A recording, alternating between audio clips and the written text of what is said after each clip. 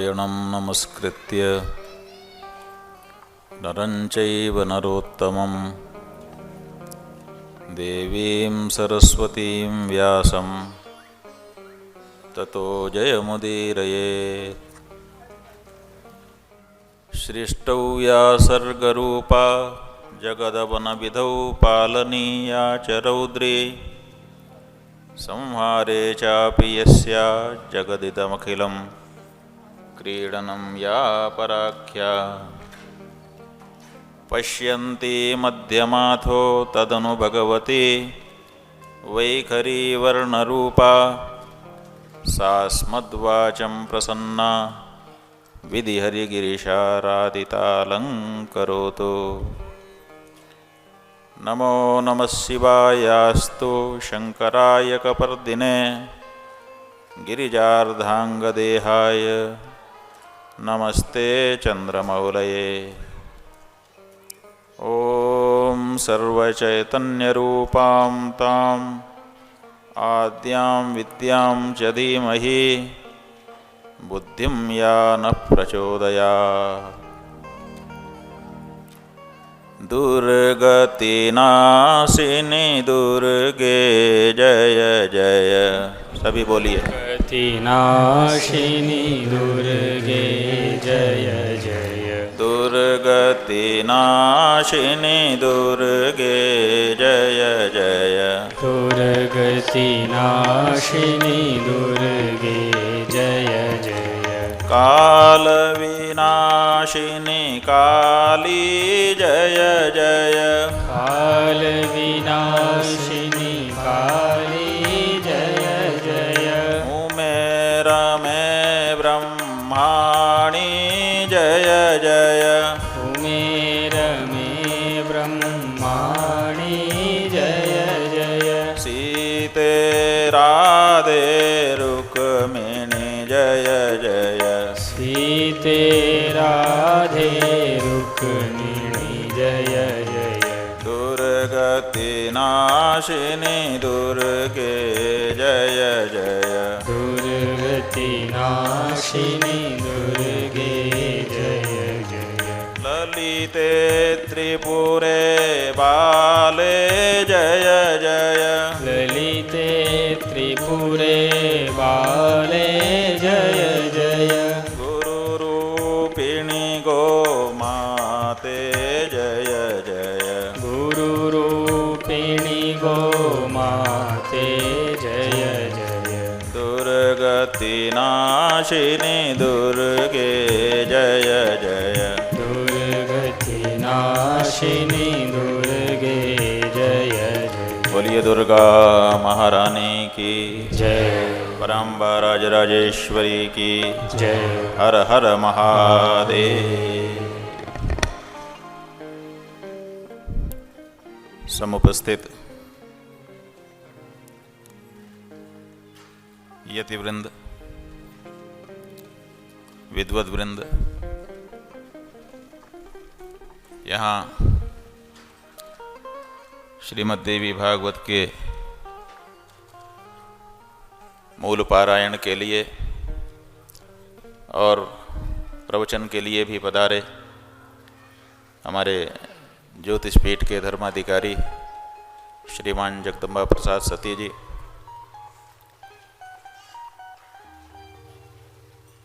भक्तिमती माताओं, श्रद्धालु सज्जनों, देवी भागवत की कथा के श्रवण का अवसर अपने लोगों को मिल रहा है और सौजन्य है हमारे वैभव नागर का,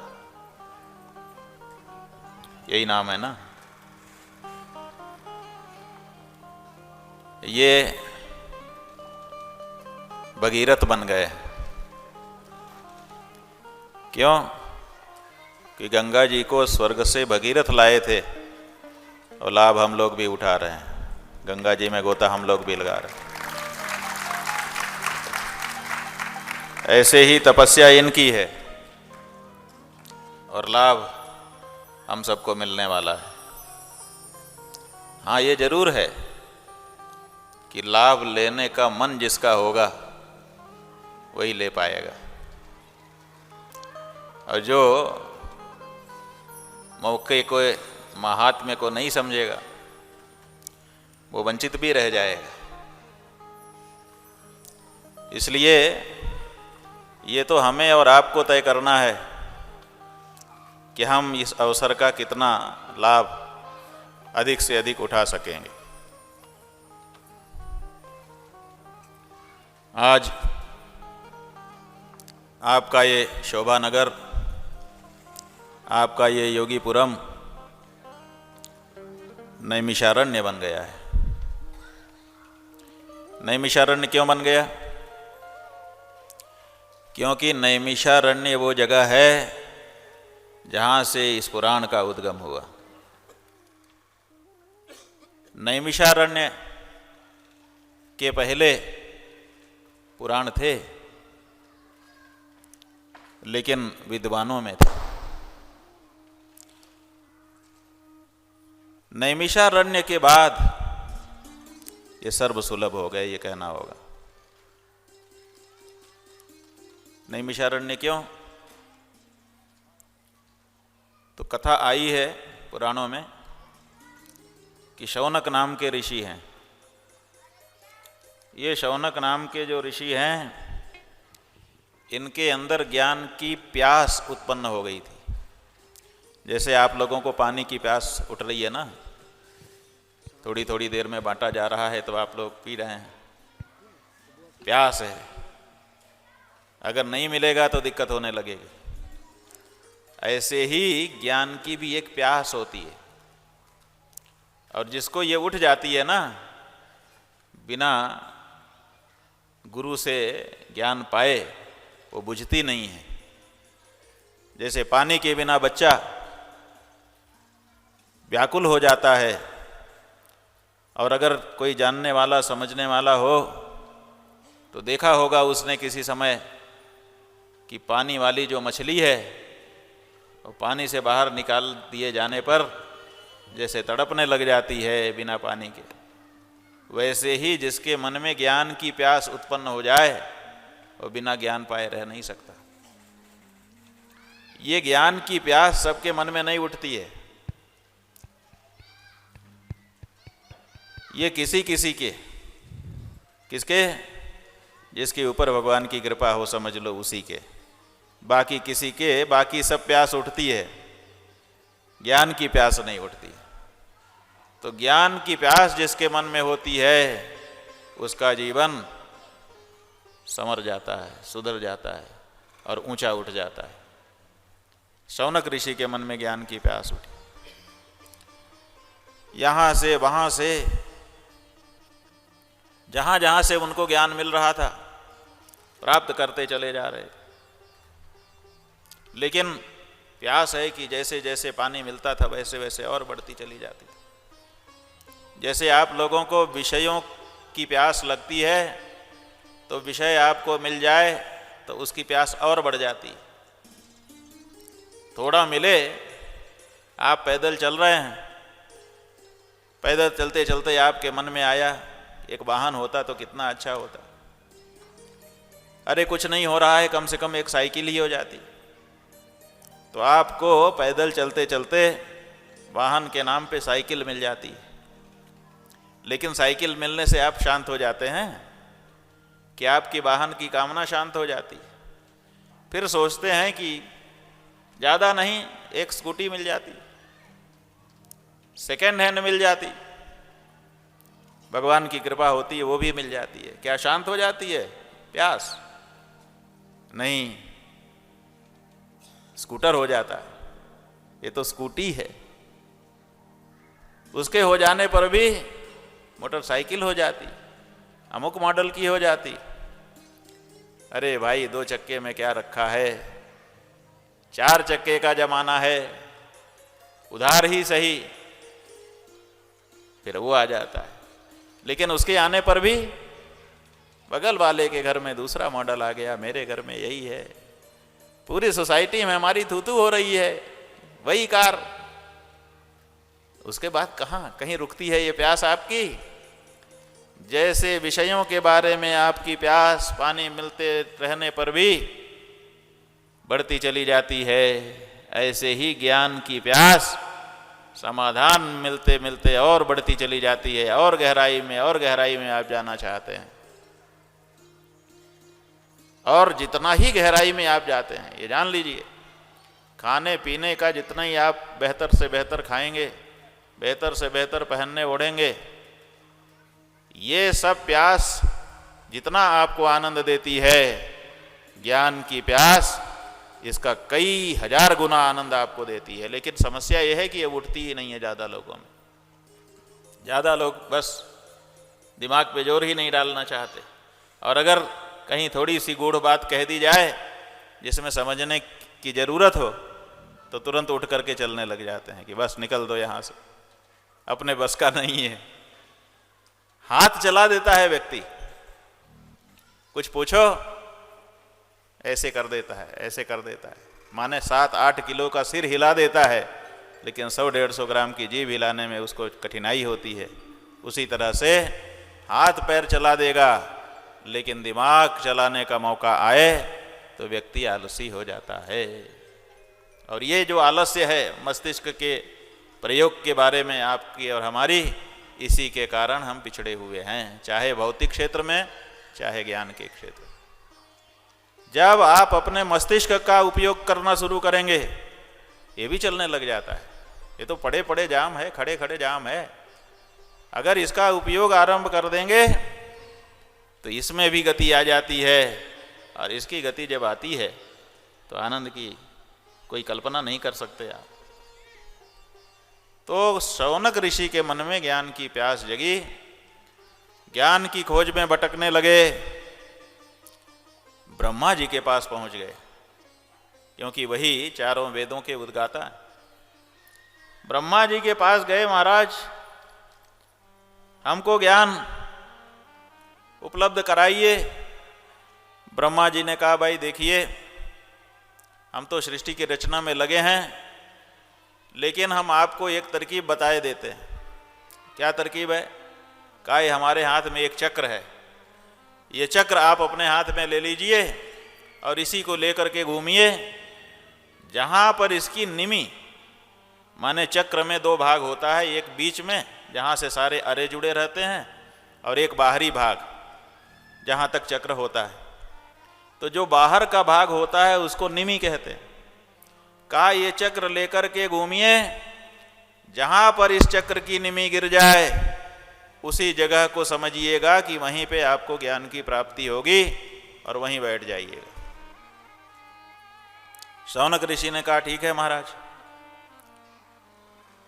चक्र लेकर के घूमने लगे, कहाँ कहाँ नहीं गए, बड़े बड़े तीर्थों में गए, बड़े बड़े स्थानों में गए, लेकिन चक्र घूमता ही रहा, उसकी निमी गिर ही नहीं रही। चक्र का मतलब है संसार, ये चलता ही रहता है, चलता ही रहता है, रुकता ही नहीं। एक से एक आए, एक से एक चले गए, लेकिन चक्र चल ही रहा है, किसी के जाने से नहीं रुका। लोग सोचते हैं कि ये चले जाएंगे तो क्या होगा, लेकिन जैसे ही जाते हैं दूसरा आकर के तुरंत उसको और गति दे देता है। तो ये संसार चक्र है, ये चक्र की जो निमी है, निमी का मतलब बाहरी भाग, पहिया, वो जहाँ गिर जाए मतलब चलना बंद हो जाए, उसके बाद बीच वाला रहेगा भी तो अपनी जगह पे घूमता रहेगा। धुरी जिसको कहते हैं, वो धुरी घूमने से गति नहीं होगी, घूमेगी जरूर।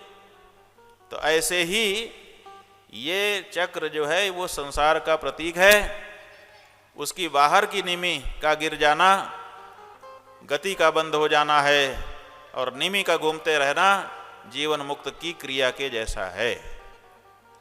ये प्रतीक रूप में ब्रह्मा जी ने बता दिया और कहा कि इसको लेकर के चलो। तो शौनक ऋषि चल पड़े।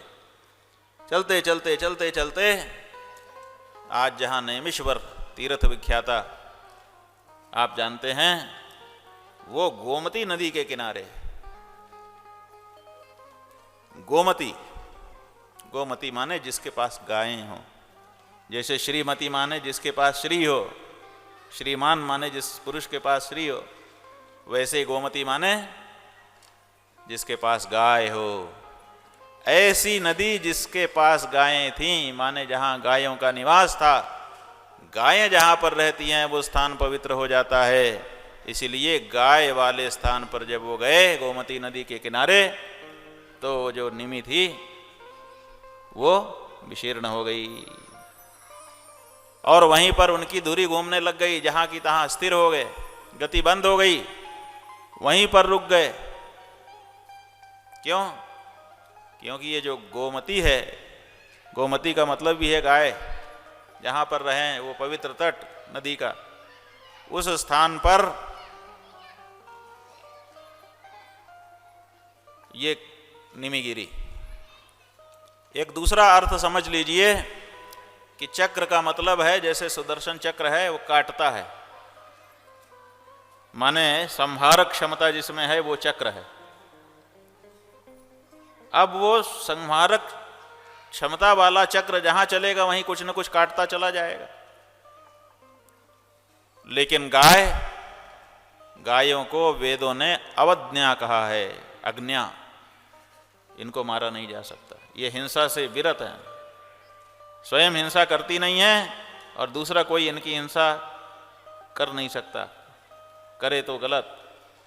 इसीलिए गायों को देख करके वो चक्र जो बाकी जगह पे चल रहा था, अज्ञा है गायें, इसलिए अब यहाँ पर मेरी गति नहीं है, हिंसा से विरत हो गया। और जैसे हिंसा से विरत हुआ वैसे ही ये प्रतीति हो गई कि यही वो क्षेत्र है जहाँ पर ज्ञान की प्राप्ति होगी, क्योंकि हिंसक को ज्ञान की प्राप्ति नहीं हो सकती। जब तक अपने और पराये का भेद है, जब तक मन में मित्र और शत्रु का भेद है, तब तक ज्ञान की उत्पत्ति असंभव है।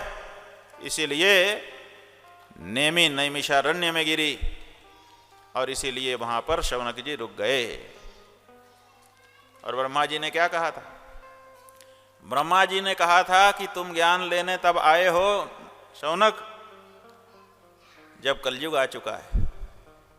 ये जो कलयुग है इसमें तो कठिन हो जाने वाला है, इसलिए जहां पर इसकी निमि गिर जाए चक्र की, वहीं पर रुक जाना। और कब तक रुकना?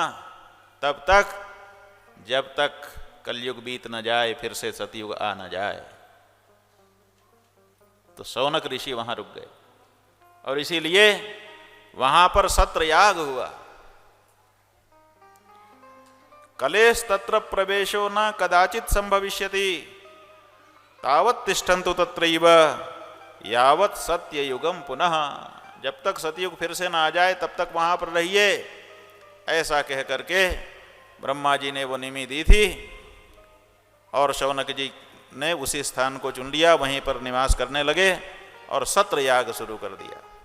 सत्र याग कहीं कहीं लिखा हुआ है कि 12 वर्ष का यज्ञ हुआ, कहीं कहीं लिखा है सहस्रम सममासत।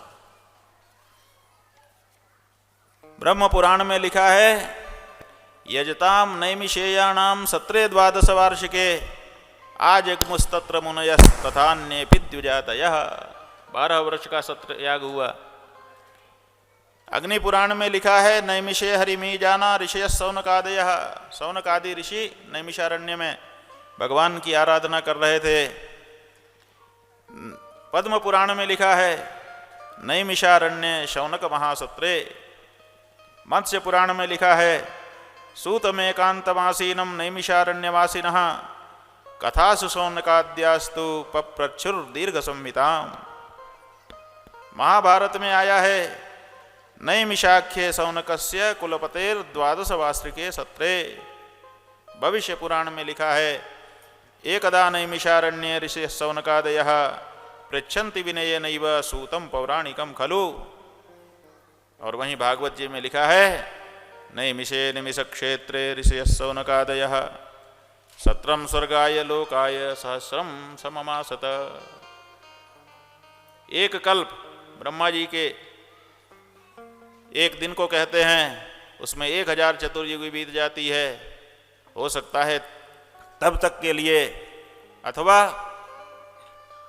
सहस्रम सममासत, कहीं कहीं ये उल्लेख मिला है कि 1000 दिन का कोई यज्ञ होता है, 12 वर्षों में उसको पूरा करना होता है। वही सत्रयाग शुरू करके शौनक जी वहाँ पर बैठ गए। 1 वर्ष में 360 दिन होते हैं, 12 वर्ष को गिन लिया जाए तो 4320 दिन होते हैं। उनमें से अलग अलग मुहूर्तों में वो हवन करना होता है। इस तरह से 4320 दिनों में से 1000 दिन का यज्ञ। अब जब 4320 दिन हैं, उसमें से 1000 दिन यज्ञ करना है, तो बाकी 3320 दिन बच जाते हैं। उन दिनों में क्या करेंगे? और नियम यह है कि एक बार यज्ञ शुरू हो गया, जैसे यही आज से यहाँ पर ज्ञान यज्ञ श्रीमद् देवी भागवत के श्रवण का शुरू हो गया। अब इसके जो श्रोता हैं, विशेष करके ये नागर, ये कहीं नहीं जाएंगे। अब इनका एक स्थान पर तब तक के लिए बंधन हो गया, नियम हो गया। इसी तरह से दूसरा कोई काम नहीं करेंगे। अब पूर्णकालिक रूप से सवेरे से लेकर सायंकाल तक यही काम करेंगे। अब इसी में अगर 2-3 दिन की बीच में छुट्टियां रहें तो क्या करेंगे? जा सकते नहीं कर कहीं, काम दूसरा कर सकते नहीं। तो ऐसे ही सत्रयाग के लिए इकट्ठा हुए जो शौनकादि ऋषि थे, उनके पास समय बचता था, तो उस समय का सदुपयोग क्या करें? तो पुराण श्रवण का नियम उन्होंने बना लिया कि जब हम लोग खाली होंगे तब पुराण कथाओं के द्वारा अपने काल का विनियोग करेंगे। इसलिए 18 पुराण, 18 उपपुराण, 18 उपोपपुराण, महाभारत आदि का श्रवण वहीं नैमिषारण्य में बैठ करके शौनकादि ऋषियों ने किया। तो आज पुराण जहाँ पर सुनाए गए वो स्थान नैमिषारण्य हो गया। तो हम समझते हैं कि आज आपका ये मेरठ का ये वाला क्षेत्र नैमिषारण्य हो चुका है, क्योंकि यहाँ पर भी पुराण की कथा आरंभ हो रही है 9 दिन के लिए। एक और भाव बताया है लोगों ने। निमिष नाम इसलिए पड़ा क्योंकि भगवान विष्णु ने एक निमेष में दैत्यों का वध यहीं पर कर दिया था। उनको एक निमेष से ज़्यादा समय नहीं लगा। निमेष का मतलब होता है पलकें गिर करके जब उठती हैं हमारे आँखों की अपने आप बिना प्रयास वाली, तो जितनी देर में गिर के उठ जाती हैं उतनी देर का समय एक निमेष होता है। और एक निमेष के समय में ही भगवान विष्णु ने दैत्यों का संहार कर दिया। जिस जगह पर खड़े हो करके उस जगह को नैमिष नाम मिला, और वही नैमिषारण्य पवित्र क्षेत्र नैमिष तीर्थ के रूप में आज भी विख्यात है। और वहीं से निकली हुई जो पुराण कथाएं हैं उनको हम लोग आज भी जहाँ तहाँ बैठ करके कह और सुन रहे हैं। ये कथा गंगा प्रवाहित हो रही। शौनक ऋषि सुन रहे हैं। ये पुराण आरंभ होता है शौनक उवाच शब्द से। शौनक ने कहा। ये शौनक कौन है? ये शौनक ऋषि हैं। शुनक नाम के ऋषि के पुत्र होने के नाते इनका नाम शौनक हुआ है। सर्वत्र शौनक ऋषि की बड़ी प्रसिद्धि है। ये कोई छोटे मोटे जिज्ञासु नहीं हैं, बहुत बड़े विद्वान थे। ऋग्वेद पर इनका बड़ा कार्य है। प्रातिशाख्य, बृहद देवता, चरण व्यूह जैसे महान ग्रंथों का निर्माण शौनक ऋषि के द्वारा किया गया बताया जाता है। ऋग्वेद की जो बाष्कल और शाखल नाम की शाखा है, इन दोनों शाखाओं को सेतु बन करके जोड़ देने का कार्य शौनक नाम के ऋषि के द्वारा किया गया है। और बहुत बड़े वैयाकरण के रूप में भी इनकी ख्याति है। जन्मेजय के यज्ञ के आचार्य यही शौनक ऋषि बने थे। और सबसे बड़ी बात कि भारत के सर्वप्रथम कुलपति होने का इनको गौरव प्राप्त था। कुलपति का मतलब आजकल विश्वविद्यालय बन गए हैं और उसमें जो चांसलर होता है उसको कुलपति शब्द से कहा जाता है, लेकिन ये कुलपति शब्द का अर्थ नहीं है। हमारे यहाँ महाभारत में बताया गया है, मुनि नाम 10 सहस्रम योन्नपानादि पोषणात् अध्यापयति विप्रर्षि सवै कुलपति स्मृतः। आप लोग जानते हैं कि भारत की जो शिक्षा प्रणाली है वो गुरुकुल शिक्षा प्रणाली। यहाँ पर पैसा देकर के पढ़ाई नहीं होती है, यहाँ पर विद्या दान का विषय है, विद्या व्यापार का विषय नहीं है। और इसीलिए यहाँ पैसा लेके पढ़ाने वाले की निंदा है। और कितनी बड़ी निंदा है जानते हैं? अगर कोई बहुत बड़ा विद्वान भी हो और वो पैसा लेकर के पढ़ाता हो तो उसको सन्यास लेने का भी अधिकार छीन लिया जाता है कि तुम सन्यासी भी नहीं हो सकते, तुमने विद्या बेची है। ये भारत है। और पढ़ाना ही नहीं, यहाँ के जो गुरुजन थे उनकी विशेषता ये थी कि माता पिता अपने बच्चे को ले जा करके, जैसे ही वो अपना काम करने लायक हो जाता था, नहाने धोने सीख लेता था, तो उसको गुरुकुल में ले जाके दे देते थे। उसके बाद कुछ नहीं देना पड़ता था। बच्चे का कपड़ा नहीं, बच्चे का भोजन नहीं, बच्चे के लिए दवाइयाँ नहीं, बच्चे के लिए कोई खर्चा नहीं करना पड़ता था।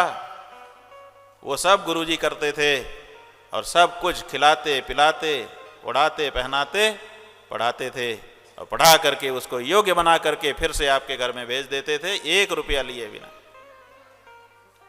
ये उल्लेख आया है, आप लोगों ने भी सुना होगा कि पढ़ लेने के बाद कुछ बच्चे कहते थे, गुरुजी बताइए कुछ गुरु दक्षिणा हम देना चाहते थे। जब पढ़ लेते थे तब, पढ़ने के पहले नहीं दे सकता था कोई, एडवांस नहीं दे सकता था।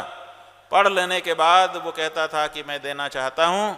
प्रायः गुरुजन उसको लिए भी मना कर देते थे कि नहीं नहीं कोई ज़रूरत नहीं है। और कहीं कहीं पे उल्लेख आया है कि गुरुदक्षिणा में ऐसी ऐसी बातें मांग लेते थे जो असंभव होती थी, ताकि दे ही नहीं सके हो, ये देने की परंपरा समाप्त हो।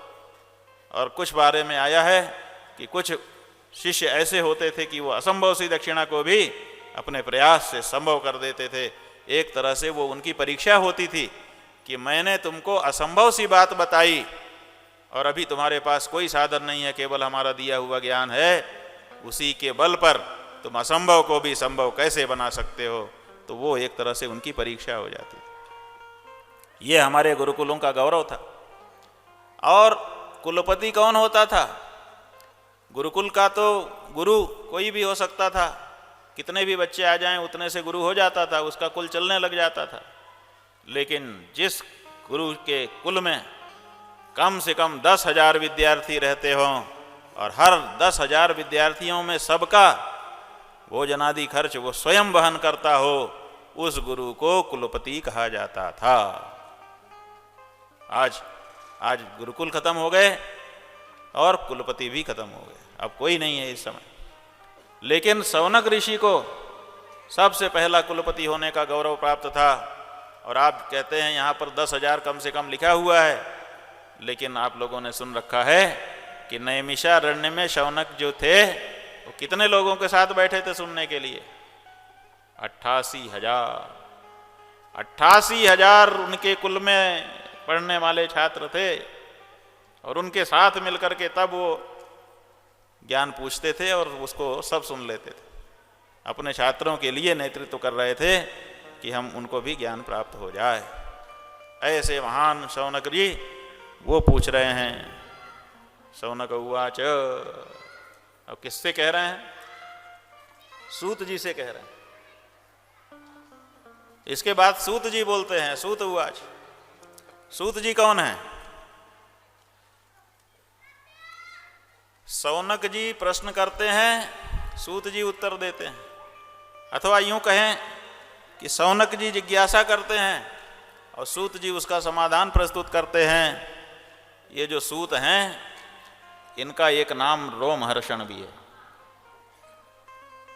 कुछ लोग सूत शब्द के कारण इनको सूत जाति में उत्पन्न भी कहते हैं कि ये सूत जाति में उत्पन्न थे, इसीलिए सूत उवाच लिखा है। लेकिन अन्यत्र कहीं पर भी जाति संबोधन से नहीं कहा गया है। अगर सूत उवाच सूत जाति के बारे में है तो शौनक उवाच भी शौनक जाति होना चाहिए, लेकिन शौनक जाति नहीं है, वो नाम है। और सूत जहाँ है वहाँ पर जाति है। ऐसा भ्रम किसी किसी के मन में हो गया है वो कहते हैं सूत नाम की एक जाति है। इसीलिए सूत कुल में उत्पन्न थे, इसलिए उनको सूत कहा गया। मनुस्मृति में भगवान मनु ने बताया है, क्षत्रियाद् विप्र कन्यायाम सूतो भवति जातितः। जहाँ पर वर्ण संकर संतानों के बारे में कहा गया है, वहाँ पर प्रतिलोम संकर सूत जाति बताई गई है। उसी सूत जाति के सूत शब्द को पकड़ करके कुछ लोग इस तरह की कल्पना करते हैं कि वो वर्ण संकर जाति में थे, लेकिन ऐसा लगता नहीं है, क्योंकि जाति सूचक नाम से किसी के बोलने का उल्लेख अन्यत्र कहीं नहीं मिलता है। जहाँ युधिष्ठिर बोलते हैं वहाँ युधिष्ठिर उवाच लिखा है, जहाँ अर्जुन बोलते हैं वहाँ अर्जुन उवाच लिखा है, जहाँ कुंती बोलती है वहाँ कुंती उवाच लिखा है। तो फिर केवल सूत की जाति कहेंगे, उनका नाम नहीं कहेंगे। जब सबका नाम लेकर के उवाच उवाच कहा जा रहा है, तो फिर सूत के मामले में जाति क्यों कहेंगे, नाम ही कह सकते हैं। कुछ लोग कहते हैं कि उनका नाम रोमहर्षण था। रोमहर्षण माने रोम को हर्षित कर देने वाला, रोमांचित कर देने वाला। तो रोमांचित कर देने वाला ये तो गुण है, ये कोई नाम नहीं हो सकता है। जन्म से कोई रोमांचक नहीं हो सकता, अपने कर्म से रोमांचक हो सकता है। ऐसा कार्य करे जिससे रोमांच हो जाए तो उसको रोमांचक कह सकते हैं, रोमहर्षण कह सकते हैं। तो सूत जी ने जब वो कथा कहने लगे होंगे और उनकी शैली इतनी सुंदर रही होगी कि उनका प्रवाह जब बहता होगा कहने का तो लोगों को रोमांच हो जाता होगा, इसीलिए, या रोम रोम हर्षित हो जाता होगा, इसीलिए उनका काम के आधार पर नाम पड़ गया। अन्वर्थ कहते हैं इसको, बहुत से लोगों का काम के आधार पर नाम पड़ जाता है। तो उनका ये काम के आधार पर पड़ा हुआ नाम है, ये उनका मूल नाम नहीं हो सकता है। इससे पता चलता है कि सूत उनका नाम था। अन्यत्र पद्म पुराण, स्कंद पुराण में उल्लेख भी है कि जब पृथु नाम के राजा यज्ञ कर रहे थे, तब यज्ञ करने वाले जो विद्वान थे वो आहुतियां डाल रहे थे, उससे उत्पत्तियां हो रही थीं। लेकिन थोड़ी सी भूल हो गई। भूल क्या हो गई कि आहुति देने वाले जो विद्वान थे उन्होंने बृहस्पति और इंद्र दोनों की आहुतियों को मिला दिया और मिला करके आहुति दे दी। इसका परिणाम क्या हुआ? परिणाम ये हुआ कि उससे जो उत्पत्ति हुई उसी को सूत कहा गया। माने इंद्र की आहुति और बृहस्पति गुरु की आहुति, तो देवता हैं दोनों के लिए आहुतियां दी जा रही थीं। लेकिन जो बृहस्पति हैं उनको ब्राह्मण देवता माना जाता है गुरु होने के नाते, और जो इंद्र हैं वो राजगद्दी पे बैठते हैं, इसलिए उनको क्षत्रिय देवता माना जाता है। तो ब्राह्मण और क्षत्रिय दोनों की आहुतियां एक साथ मिल गईं, इसीलिए उत्पत्ति जो हुई वो मनुस्मृति के अनुसार सूत उत्पत्ति कही गई, ऐसा भी कहा जा सकता है। पुराण यही कहता है, अग्निकुंड समुद्भूतः सूतो विमल मानसः। एकदम स्वच्छ मति के थे, अग्निकुंड से इनका आविर्भाव हुआ था, उनको सूत कहा गया। ये जो सूत जी हैं ये वेद व्यास जी के प्रमुख शिष्यों में थे। इनकी विशेषता क्या है? इनकी विशेषता यह है कि वेद व्यास जी ने जो 18 पुराण बनाए, तो उस समय तो कागज कलम में लिखा नहीं जाता था। उस समय तो गुरुजी रचना करते थे, शिष्य को बोलते थे, शिष्य अपने आप, जैसे टेप रिकॉर्डर में आजकल रिकॉर्ड हो जाता है, ऐसे पहले हम सब का जो दिमाग है वो टेप रिकॉर्डर की तरह से होता था। धारण क्षमता इतनी होती थी कि हम तुरंत याद कर लेते थे। तो सूत जी ने 18 पुराण जैसे के तैसे ही याद कर लिए। भगवान वेद व्यास जी के पैल, जैमिनी, वैशंपायन और सुमंतु नाम के भी 4 शिष्य थे। उनकी भी विशेषता ये थी कि जब भगवान वेद व्यास ने वेदों के 4 विभाग किए, ऋग, यजुः, साम, अथर्व, तो इन चारों ने एक एक वेद को याद कर लिया, इसलिए ये उनके प्रमुख शिष्यों में से एक कहलाए। इनका जो बेटा था उग्रश्रवा, कहते हैं कि सूत जी ने प्रार्थना की थी कि महाराज मैंने तो 18 पुराण याद कर लिए, लेकिन मैं चाहता हूँ कि मेरा जो बेटा है उसको भी आप सिखाइए। तो व्यास जी ने उग्रश्रवा को भी 18 पुराण कंठस्थ करा दिए थे। और इसीलिए ये कथा आती है कि जब नैमिषारण्य में शौनकादि ऋषियों को सूत जी कथा सुना रहे थे, उसी समय 10 पुराणों की कथा उन्होंने कह दी थी। 11वें पुराण की कथा कह रहे थे, उसी समय महाभारत का युद्ध शुरू हो गया था। भगवान श्री कृष्ण ने शस्त्र न उठाने की शर्त पर अर्जुन की तरफ अपने आप को खड़ा कर लिया था, लेकिन बलराम जी ने कहा कि युद्ध में भाग लेना ठीक नहीं है, क्योंकि हम लोगों का संबंध तो कौरवों से भी है और पांडवों से भी है। अपने संबंधियों में से हम किसका पक्ष लें, किसका पक्ष न लें, ठीक नहीं होगा। इसलिए उन्होंने कहा मैं युद्ध में भाग नहीं लूँगा, लेकिन अपनी जगह पे रहें और युद्ध में भाग न लें तो ये भी ठीक नहीं माना जाएगा। इसलिए वो तीर्थ यात्रा के लिए निकल गए थे। उधर महाभारत युद्ध हो रहा था और इधर बलराम जी तीर्थ यात्रा कर रहे थे कि भाई हम तो तीर्थ में हैं, इसलिए हम लड़ाई में भाग नहीं ले सकते। और उसी समय तीर्थ करते करते जिस समय 11वें पुराण की कथा, अभी हम उसको करके आए हैं, लिंग पुराण, लिंग पुराण की कथा चल रही थी, उसी समय बलराम जी आ गए। बलराम जी ने देखा 88,000 ऋषि महर्षि बैठे हैं और बीच में एक आसन लगा हुआ है ऊंचा, और कथा चल रही है। बड़ा सुंदर लगा उनको, बड़ा अच्छा लगा। उन्होंने पूछा भाई ये बीच में जो ऊंचे आसन पर बैठे हैं जो बोल रहे हैं ये कौन है? लोगों ने कहा सूत जी हैं। अब वही अर्थ ग्रहण की बात है, सूत शब्द से सूत अर्थ ग्रहण कर लिया कि ये तो शंकर संतान है। उन्होंने कहा अरे इतने बड़े बड़े ऋषि महर्षि नीचे बैठे हैं और ये शंकर संतान सूत ये ऊपर बैठा है, ये अधर्म हो रहा है, ये उचित नहीं है। मेरी आंखों के सामने अधर्म हो, मैं इसको स्वीकार नहीं कर सकता। ऐसा कह करके एक तिनका उठाया, उसी में मंत्र पढ़ करके जो मारा, कहते हैं कि सूत जी के प्राण ही चले गए। व्यास आसन पर बैठे हुए सूत जी का वध हो गया। सब लोग बलराम जी की ओर देखने लगे, कौन आया, क्या किया। घेर लिया लोगों ने। बलराम जी को मारने के लिए भीड़ इकट्ठा हो गई। शौनक जी सामने आए, रुको रुको क्या बात है, एक अनर्थ हो चुका है, दूसरा अनर्थ ना हो जाए। ये बलराम जी हैं भगवान श्री कृष्ण के बड़े भ्राता, धर्म के मर्मज्ञ हैं। जरूर कोई बात है जिसके कारण इन्होंने, इनके द्वारा ये घटना हो गई। एक अनर्थ हो चुका, सूत जी मारे गए, अब दूसरा अनर्थ मत करिए।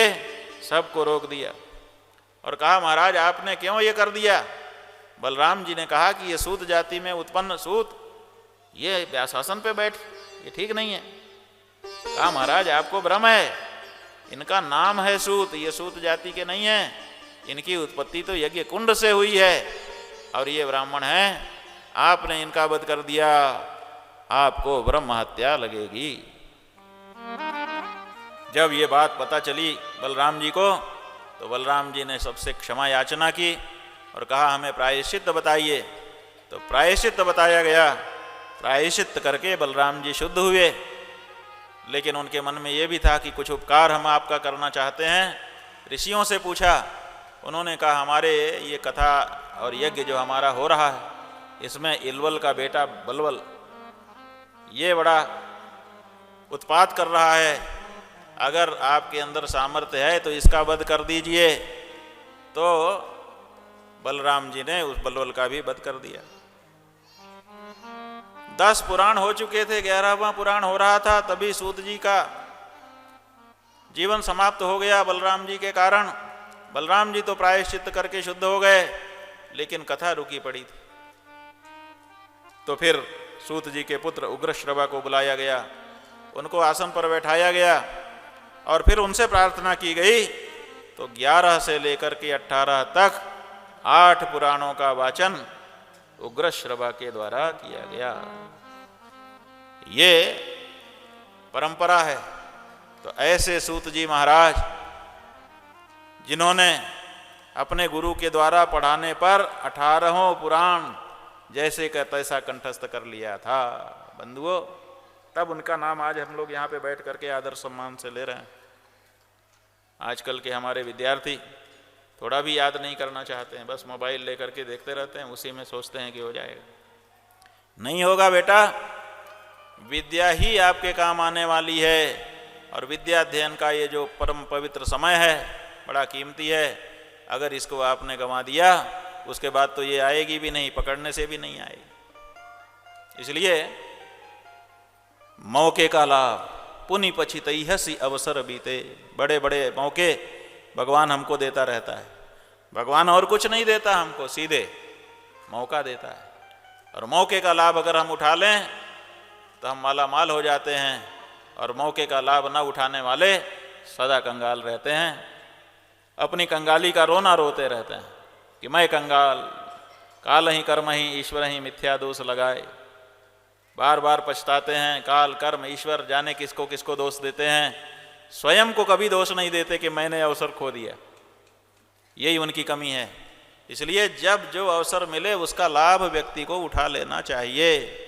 ये कथा हो रही है, इसका भी अपना लाभ है, और इस लाभ को जो भाग्यशाली होगा, जो विचारवान होगा, वो उठा ही लेगा। बंधुओं, ये कथा आपने महात्म्य सुना, हमारे धर्माधिकारी जी से भी सुना, और प्रत्यक्ष चैतन्य मुकुंदानंद गिरी जी महाराज से भी सुना। क्या महात्म्य सुनाया? इन्होंने जो महात्म्य आपको सुनाया वो स्कंद पुराण के मानस खंड से सुनाया। स्कंद पुराण एक दूसरा पुराण है, उस पुराण में मानस खंड है। उस मानस खंड में श्रीमद् देवी भागवत का महात्म्य वर्णित है 5 अध्यायों में। वही 5 अध्याय का सार आपको हमारे विद्वानों ने सुनाया। जब शौनकादि ऋषि ने उनको कहा, महाराज आपने विष्णु चरित्र सुनाए, शिव चरित्र सुनाए, अब हमको भगवती पराम्बा के चरित्र सुनाइए, क्योंकि हमने सुना है कि श्री सुंदरी सेवन तत्पराणाम भोगश्च मोक्षश्च करस्त एव। प्रायः जितनी भी आराधनाएं हैं, उपासनाएं हैं, उनमें सांसारिक भोगों को छोड़ने की बात कही जाती है कि तपस्या करो। माने संसार में जो भी भोग हैं उनको भोगना छोड़ो, तब जाकर के तुम्हारा परलोक सुधरेगा। तो परलोक बनाने के चक्कर में ये लोग, कुछ लोगों का बिगड़ता है, और कुछ लोग इस लोक में ही मनमाना आचरण करके इस लोक के भोगों को भोग लेने की ज़्यादा इच्छा कर लेते हैं, तो उनका परलोक बिगड़ जाता है। तो ये लोक समारो तो वो लोग बिगड़ रहा है, वो लोक समारो तो ये लोग बिगड़ रहा है। कोई ऐसा तरीका नहीं है कि जिससे हमारा दोनों लोक बन जाए। बताया श्री सुंदरी सेवन तत्पराण, जो पराम्बा राजा राजेश्वरी के चरणों में चला जाता है, उनकी आराधना करता है, उपासना करता है, भोगश्च मोक्षश्च करस्त एव। धर्मानुसारी जो भोग हैं वो संसार में उसको प्राप्त होते हैं, और जब ये शरीर छूटता है, परलोक गमन होता है, तो वहाँ पर भगवती का सानिध्य लाभ उसको हो जाता है। इसलिए अधुना श्रोतुमिच्छामः पावनात् पावनं परम भुक्ति मुक्ति प्रदम नृणाम अनायासेन सर्वशः। भुक्ति मुक्ति दोनों देने वाला जो चरित्र हो, जो आराधना की पद्धति हो, उसको आप हमें सुनाइए और बताइए। सूत जी ने कहा, दोनों चाहते हो तो फिर सुनो, वो है देवी भागवत, वो मैं आपको सुनाऊंगा। क्या है उसमें? का उसमें सब शास्त्रों का सार है। ऋषियों ने कहा, महाराज पहले देवी भागवत के बारे में कुछ आउटलाइन तो बताइए, और उसके भी पहले उसके जो रचयिता वेद व्यास जी हैं उनके बारे में बताइए। सूत जी ने कहा, व्यास जी को तो बात ही मत पूछो, वो तो भगवान श्री विष्णु के साक्षात अवतार हैं, अंशावतार हैं। विष्णु और अंशो मुनिर्जातः सत्यवत्याम पराशरात् विभज्य वेदांश चतुरः शिष्यान अध्यापयत पुरा। भगवान विष्णु के अंश से पराशर और सत्यवती से जिनका आविर्भाव हुआ, ऐसे वेद व्यास जी चारों वेदों की रचना, एक वेद से 4 वेद बनाने वाले और शिष्यों को पढ़ा करके उसकी परंपरा को प्रवृत्त कर देने वाले हैं। कहा महाराज एक वेद था उसको 4 क्यों बना दिया? कहा इसलिए बना दिया क्योंकि लोगों की जो मति है वो कमजोर हो रही थी, बुद्धि धारण क्षमता कम हो रही थी, पूरा वेद धारण करने में असमर्थ हो रहे थे, इसलिए उसके 4 टुकड़े कर दिए। जब बड़ा फल होता है, अब हमारा मुंह छोटा पड़ने लगता है तो हम क्या करते हैं? टुकड़े करके ही तो फिर उसको स्वीकार कर पाते हैं। उसी तरह से जब बुद्धि में पूरा का पूरा वेद जाना कठिन हो गया तो 4 विभाग कर दिए। दयालु हैं वेद व्यास जी कि नहीं खा पाएंगे इसलिए टुकड़े कर देते हैं।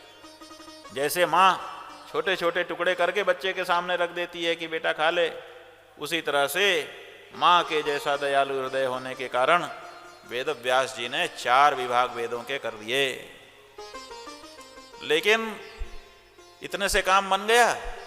नहीं बना। एक वेद पूरा धारण कर नहीं पा रहे थे तो 4 वेद बना दिए कि 4 टुकड़े हो गए, एक ही एक कम से कम धारण कर लो। लेकिन बहुत से लोग थे जो एक भी धारण नहीं कर पा रहे थे। तब क्या करें उनके लिए? उनको टुकड़े से नहीं चलेगा, उनको तो घोंट पीस करके हलवा बना करके खिलाना पड़ेगा। तो भगवान वेद व्यास ने क्या किया? उन्होंने घोंट घोंट करके वेदों का सब सार निकाला और निकाल करके 18 पुराणों के रूप में उसका व्याख्यान कर दिया, और जो कुछ और बचा सब महाभारत नाम के ग्रंथ में निकाल करके रख दिया और कहा अब इसको ऐसा कोई नहीं है जो ना खा सके। छोटा बच्चा होगा उसके भी मुंह में डाल दो, और 80 साल का बूढ़ा जिसके दांत टूट गए उसके भी मुंह में डाल दो, दोनों आराम से हलवा खा जाएंगे और पचा भी जाएंगे। वो हलवा है ये पुराण, ये महाभारत। भ्रात्यानाम द्विजबंधूनाम वेदेश्वनधिकारिणाम स्त्रीणाम दुर्मेधशाम नृणाम धर्मज्ञानम यथो भवेत्।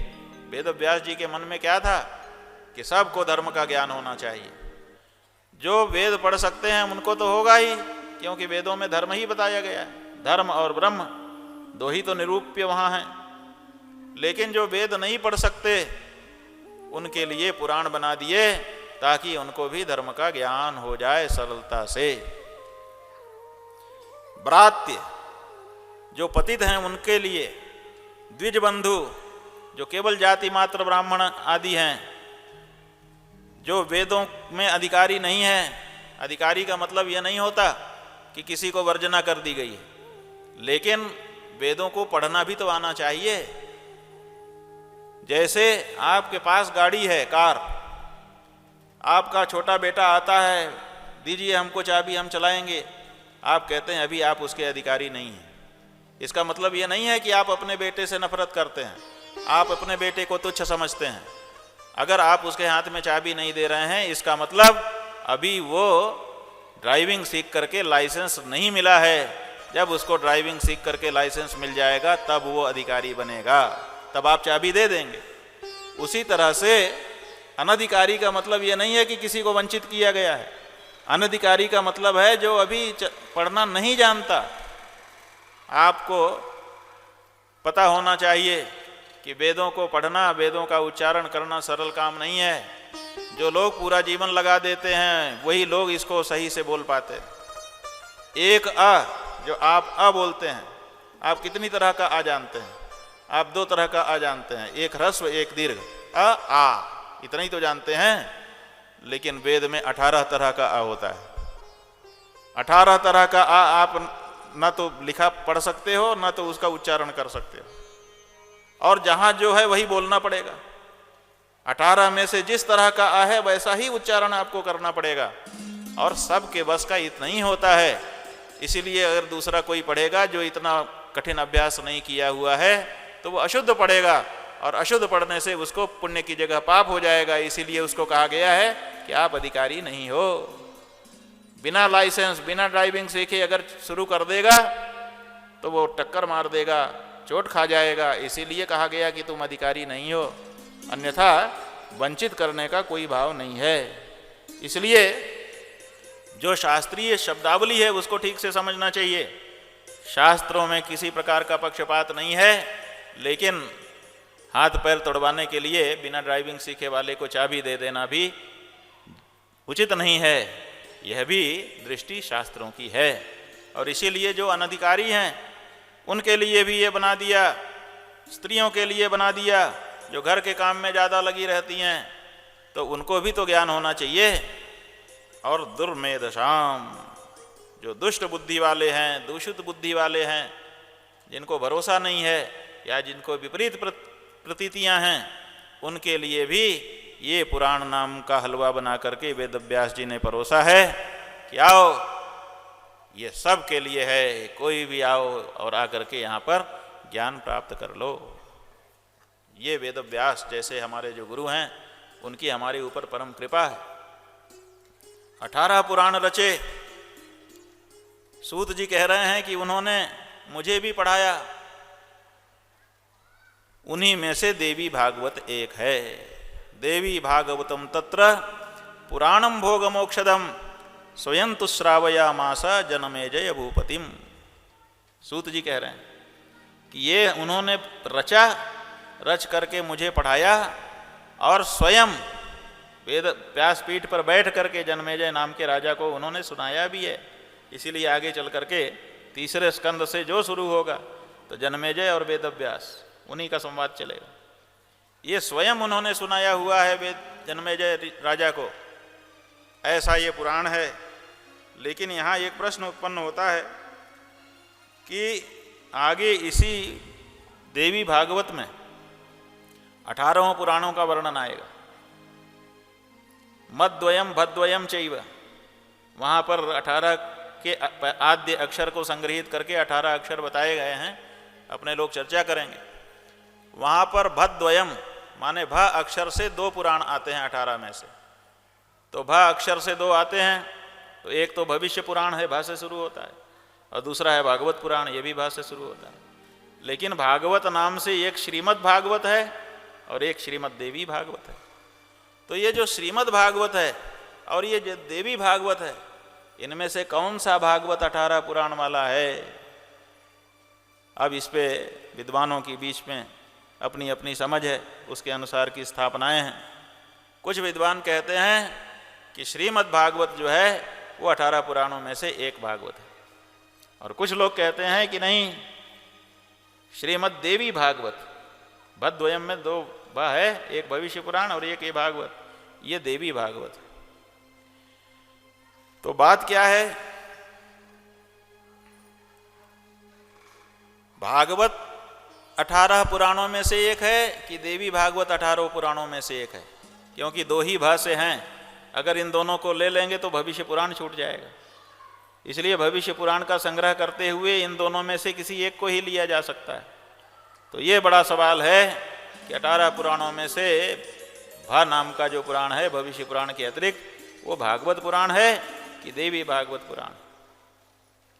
तो बंधुओं, आपको हम बताना चाहते हैं कि भागवत कब उत्पन्न हुई और देवी भागवत कब उत्पन्न हुई। ये परीक्षित नाम का राजा है, जो पांडवों का वंशज है। वो ऋषि का अपराध कर बैठता है और ऋषि के बालक के द्वारा उसको 7 दिन में ही तक्षक नाग के काटने से मृत्यु का शाप हो जाता है। अब उस राजा के सामने ये समस्या है कि मैं क्या करूं, 7 ही दिन मेरे पास बचे हैं, 7वें दिन मेरा अंत हो जाएगा। तो वो अपनी मुक्ति के लिए प्रयास करता है और राजपाट छोड़ करके बेटे जनमेजय को राज्य दे करके गंगा के किनारे जाकर के बैठ जाता है। वहाँ पे ऋषि महर्षि इकट्ठा होते हैं, उसी में से सुखदेव जी महाराज जो वेद व्यास जी के पुत्र हैं वो आते हैं और वो वहाँ पर भागवत का उपदेश देते हैं। भागवत का उपदेश देने में क्या होता है कि राजा मृत्यु से डरा हुआ था। 7वें दिन मेरी मृत्यु होगी, 7वें दिन मेरी मृत्यु होगी, अब मैं क्या करूं, अब मैं क्या करूं, ऐसी उसके मन में भावना थी। डरा हुआ था। सुखदेव जी महाराज आए, उन्होंने ज्ञान देना शुरू किया, और उस ज्ञान का परिणाम क्या हुआ? एक तो खाना पीना ही भूल गया। चौथे दिन सुखदेव जी ने कहा कुछ खा पी तो लो। बोले नहीं महाराज, भूख प्यास दोनों चली गई है। आपके श्रीमुख से निकलने वाली ये जो ज्ञान की अमृत धारा है, इस अमृत धारा में अब मेरे को शरीर की सुध कहाँ है? पहले शरीर की सुध भूला चौथे दिन, और सातवें दिन तो सुखदेव जी ने पूछा, बोलो क्या कहना चाहते हो? परीक्षित ने कहा, महाराज अब मेरे मन में मरने का कोई भय नहीं। क्यों नहीं है? प्रविष्टो ब्रह्म निर्वाणम ब्रह्मत्वम दर्शितम त्वया, मैं तो ब्रह्म निर्वाण को प्रविष्ट हो गया। आपने ये 7 दिन जो ज्ञान हमको बताया, उस ज्ञान के परिणाम स्वरूप मेरे मन में एक बात बहुत साफ हो गई कि यह मरता है शरीर, क्योंकि यही जन्मता है। जो जन्मा वो मरेगा, लेकिन आत्मा ना तो जन्मता है और ना तो मरता है।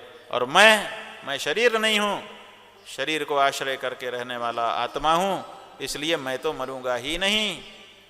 आत्मा हूँ। नैनम झंदन्ति शस्त्राणि नैनम दहति पावकः न चैनम क्लेदयन्त्यापो न शोषयति मारुतः। आत्मा को मार पाना, काट पाना, जला पाना, भिगा पाना कुछ भी संभव नहीं है। इसलिए जब ये मरता ही नहीं है तो इसको तक्षक क्या मारेगा? कोई भी क्या मारेगा? इसलिए मरने का जो डर है मेरे मन से निकल गया। अब कोई दिक्कत नहीं, आना हो तक्षक को आए, काटना हो काटे, मरना हो मरे, मरेगा ये शरीर। तो भागवत से क्या हुआ? ज्ञान हो गया, और ज्ञान होने का परिणाम क्या हुआ? वो शरीर से मुक्त हो गया। लेकिन ज्ञान किसको हुआ? परीक्षित को। सुन सब रहे थे, लेकिन परीक्षित को ज्ञान क्यों हुआ? श्रोता जैसा होता है, समझ भी वैसे ही बनती है। जो जितना ध्यान से सुनता है उसको उतना ही समझ में आता है। धुंधकारी के मामले में भी आपने देखा, जब गोकर्ण ने कथा सुनाई तो 7वें दिन विमान आ गया। लोग दौड़े, जैसे आजकल हेलीकॉप्टर उतरे तो लोग दौड़ते हैं देखने के लिए। दौड़े, घेर करके खड़े हो गए, लेकिन सबको पीछे कर दिया। विष्णु दूतों ने कहा, धुंधकारी कौन है? आप आइए आगे, और उनको लेकर के विमान पे चढ़ा लिया और उड़ा लिया।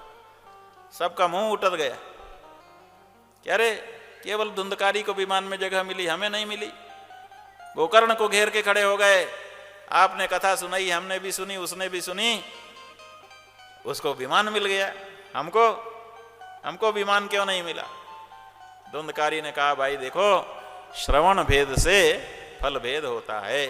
किसान जो है अपनी मुट्ठी में बीज लेके ऐसे छिटकता है, लेकिन जब फसल उगती है तो देखो आप, कहीं कहीं दाना वैसे ही पड़ा रहता है, कहीं कहीं थोड़ा उग करके फिर मर जाता है, और कहीं कहीं लहलहाता रहता है। ये क्यों?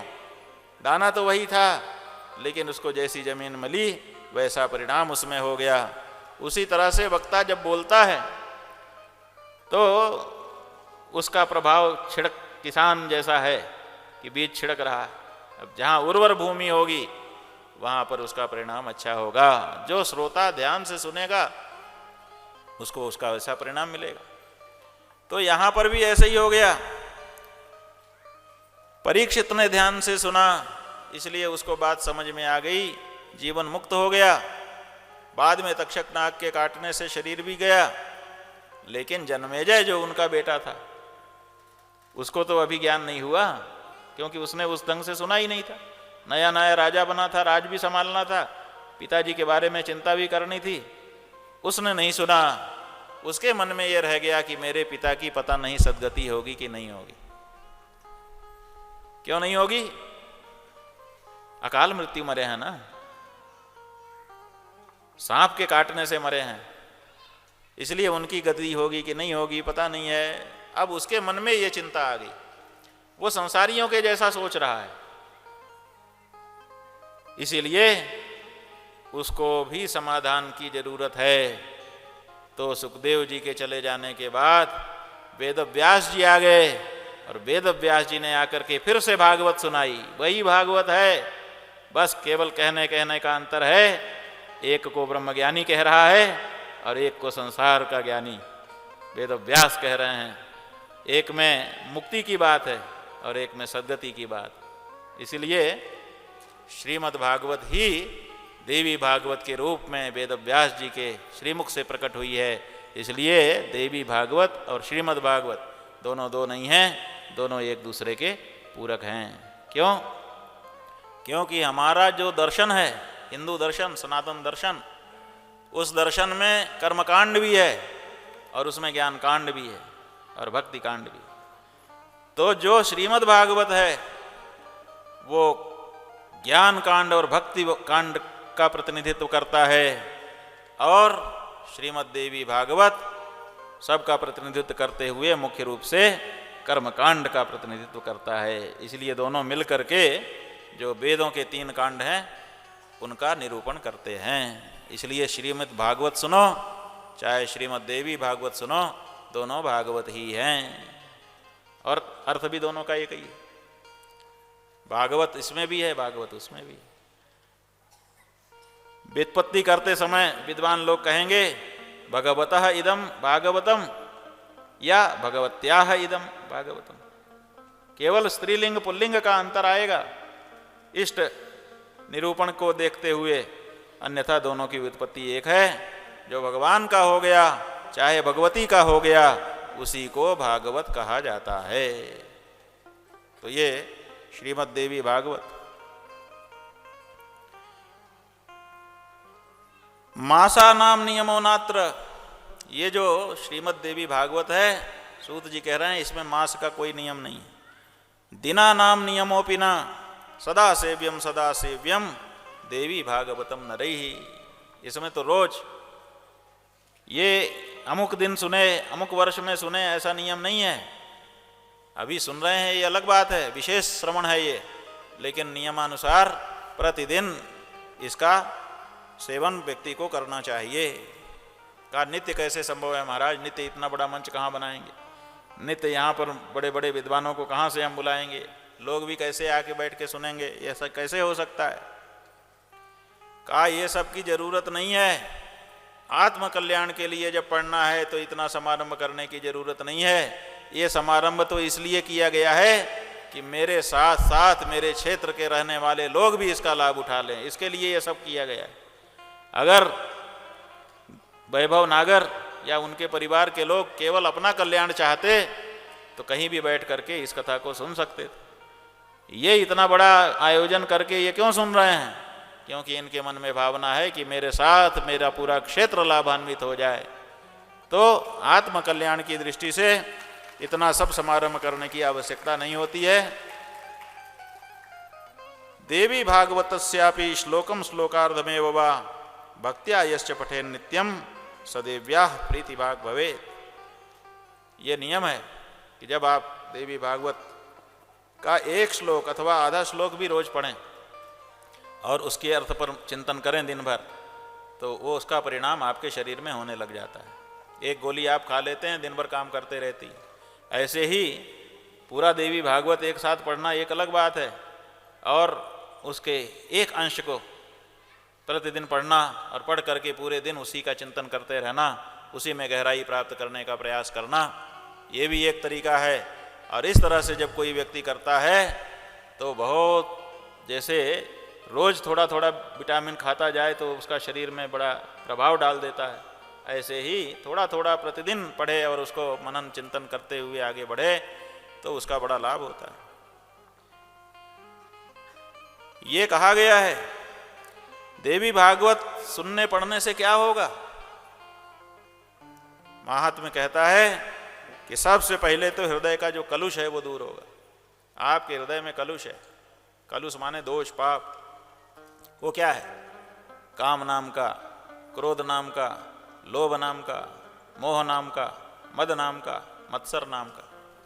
ये 6 हैं, ये आपके हृदय में अपने आप इनबिल्ट होकर के आए हैं। जब आप आए तो 6 अपने साथ आए थे। आपका क्या काम है? इनको निकालना। जैसे आप फल खरीदते हैं तो उसमें छिलका गुठली पहले से है, आपका क्या काम है? जब खाना हो तो छिलका गुठली निकाल के अलग कर दो, बाकी खा लो। अब आप छिलका गुठली के साथ ही खाना चाहते हैं, वो बात नहीं बनेगी। कोई सामान आप लेके आए हैं, पैकेट में आया है, जब उसका उपयोग करेंगे तो क्या करेंगे? पैकेट के सहित? पैकेट तो हटा के अलग कर देना पड़ेगा ना। ये काम, क्रोध, मद, मोह, लोभ, मत्सर, ये 6 हैं। ये 6 में पैक होकर के आप आए थे। आपका काम था कि इन 6 को हटा के फेंक देते और बाकी शुद्ध रह जाते। आपने इन 6 को भी उसी का अंग मान लिया और इन्हीं के साथ अपना जीवन बिताने लग गए हैं। इसी के कारण आपको जो लाभ मिलना चाहिए जीवन का वो नहीं मिल रहा है। क्यों? क्योंकि जो गड़बड़ियाँ थी वो क्यों पैकिंग में लगाई गई थी? पैकिंग में इसलिए लगाई थी कि कोई अंदर की वस्तु को क्षति ना पहुंचा दे, इसके लिए उसमें जहर लपेटा गया था बाहर बाहर। लेकिन आपने उस जहर के साथ ही स्वीकार कर लिया, इससे आपके अंदर भी वो जहर फैल रहा है और इसीलिए आपका जीवन दुखमय हो रहा है। तो आपका काम है कि ये जो 6 हैं इनको पहचाने और पहचान करके थोड़ा थोड़ा करके ही सही अपने जीवन से इन 6 को निकाल के बाहर फेंक दें। अगर ये काम आप कर पाते हैं, आप देखिए आपका जीवन कितना सुखमय हो जाएगा। ये कैसे होगा महाराज? आपने बताया, हमको अच्छा लगा, हम इनको 6 को बाहर निकाल के फेंकना चाहते हैं। का ये जो तरीका आप पूछ रहे हो वही तरीका तो है देवी भागवत। देवी भागवत का अगर निरंतर अध्ययन करो, उस पर चिंतन मनन करो, तो धीरे धीरे ये काम, क्रोध, मद, मोह, लोभ आदि जो आपके शत्रु हैं वो धीरे धीरे आपके अंदर से निकल करके बाहर चले जाएंगे। जाने अनजाने जो आपसे दोष पाप हो गए हैं वो दूर हो जाएंगे। आपकी बुद्धि में जो जड़ता है, मूर्खता है, वो दूर हो जाएगी। आपके मित्र बढ़ने लग जाएंगे। आप पहले से ज़्यादा अहिंसक होने लग जाओगे। आपके मन में आशिकता बढ़ने लगेगी। और अभी जो आपका मन दूसरे के धन को देख करके, दूसरे पुरुष स्त्री को देख करके ललचाता है, वो ललचाना बंद कर देगा। गो ब्राह्मण देवता में भक्ति जागने लगेगी। क्यों? क्योंकि अभी जो इधर उधर मन जाता है, जब वहां से हटेगा तो कहीं तो जाएगा, तो सात्विक वस्तुओं में आपका मन जाने लग जाएगा। जितनी तपस्याएं हैं, व्रत हैं, तीर्थ हैं, दान हैं, नियम हैं, यज्ञ हैं, जप हैं, इनको करने से जो जो फल मिलता है वो सब फल अपने आप इस पुराण के अनुशीलन से मिलने लग जाएगा। धर्म, अर्थ, काम, मोक्ष 4 पुरुषार्थ बताए गए हैं। इनमें से कोई अथवा चारों देवी भागवत के संश्रय से सुलभ हैं। इतना ही नहीं, जहाँ के लोग सामूहिक रूप से देवी भागवत पढ़ने सुनने लगते हैं, वहाँ पर भूकंप होना, अतिवृष्टि होना, अनावृष्टि होना, उल्कापात होना, ये सब खत्म हो जाता है। वहाँ पर बच्चों के जो रोग हैं वो दूर होने लग जाते हैं। और जो धनहीन होता है वो धनवान होने लगता है। जो संतानहीन होता है उसको संतान मिलने लगती है। जो स्वास्थ्य से हीन होता है उसका स्वास्थ्य सुधरने लग जाता है। इतना ही नहीं, सिद्धियां मिल जाती हैं। और जो नियमित पाठक या श्रोता होता है वो अपने समाज में अग्रणी होने लग जाता है। और जो आपको इन्होंने लोगों ने बताया कि जो चीज़ खो गई है वो वापस मिल जाती है। देवी भागवत जी का ऐसा महात्म्य। क्या खो गया? का सेमंतक मणि खो गई थी, वो मिल गई। और एक समय तो ऐसा आया कि खोई हुई सेमंतक मणि को खोजने के लिए श्री कृष्ण निकले, वही खो गए, पता ही ना चले। गुफा में घुस गए, कहा कि जब इतने दिन में ना निकले तो समझ लेना कि अब नहीं रहे। उतने दिन नहीं निकले तो लोग वापस चले गए द्वारका। जाकर के बता दिया कि महाराज अंदर गए फिर वापस नहीं आए। रोना पीटना मच गया कि भगवान चले गए। लेकिन पिताजी को, वसुदेव को विश्वास था कि ऐसा नहीं हो सकता। उन्होंने देवी भागवत का आयोजन किया, पंडितों को बुलाया, कहा महाराज देवी भागवत का अनुष्ठान करिए और आप लोग यहीं फलाहार करिए, यहीं भोजन करिए। वर्णी कर लिया, वर्णी करके अनुष्ठान बैठा दिया। दिन में देवी भागवत की कथा होती थी, सवेरे पारायण होता था, आवाहित देवताओं की पूजा होती थी। और परिणाम क्या हुआ देखिए, जाम्बवान और भगवान श्री कृष्ण का युद्ध हुआ गुफा के अंदर। और जाम्बवान कम बलवान नहीं थे, वो तो इसीलिए शरीर धारण करके बैठे थे कि मेरे को लड़ना है, भगवान से लड़ना है। रामावतार में कह रहे थे लड़ना है, उन्होंने कहा भाई अभी नहीं, कृष्णावतार में लड़ना। तो वो प्रतीक्षा करते बैठे थे कि आए तो हम लड़ें उनसे। इतना बल का विश्वास था, अभिमान तो नहीं कहेंगे, लेकिन अपने बल पर इतना बड़ा विश्वास था कि अगर मुठभेड़ हुई तो हम इनको भी हरा देंगे। लेकिन देखिए 27 दिन युद्ध हुआ और अंत में जाम्बवान हार गए, कृष्ण जीत गए। ये कैसे हुआ? देवी भागवत में इसका उत्तर है। देवी भागवत ने बताया कि क्या हो रहा था कि लड़ तो दोनों रहे थे और दोनों का बल बराबर था। भक्त बल और भगवान दोनों का बल है। भगवान का बल कैसे कम कह दें और भक्त का भी बल कैसे कम कह दें, क्योंकि भक्त के वश में भगवान होते हैं और भक्त स्वयं भगवान का होता है। इसलिए दोनों का जो बलाबल है वो बराबर ही होता है। भक्त भगवान में असल में अंतर ही नहीं है। ज्ञानी लोग इस बात को अपने शब्दों में बताते हैं, ये भक्त और भगवान ये केवल कोरी कल्पना है, न कोई भक्त है न कोई भगवान है, वस्तुतः दोनों एक ही हैं। जैसे हम और आप अपने आप को देखने की कभी कभी इच्छा मन में पाल लेते हैं और अपने आप को देखने के लिए आईने के सामने खड़े हो जाते हैं। अब हम कितने हैं, एक कि दो? एक हैं, लेकिन आईने के सामने खड़े होकर के हम दो हो जाते हैं। देखते हैं, कभी मोहित हो जाते हैं, कभी बात करते हैं, कभी कुछ करते हैं, अलट पलट करके देखते हैं। आप लोग को अनुभव होगा ये क्या है। जिस समय आईने के सामने आप खड़े होते हैं उस समय आप एक होते हैं कि दो? कभी भी दो नहीं होते हैं, सदा एक ही रहते हैं।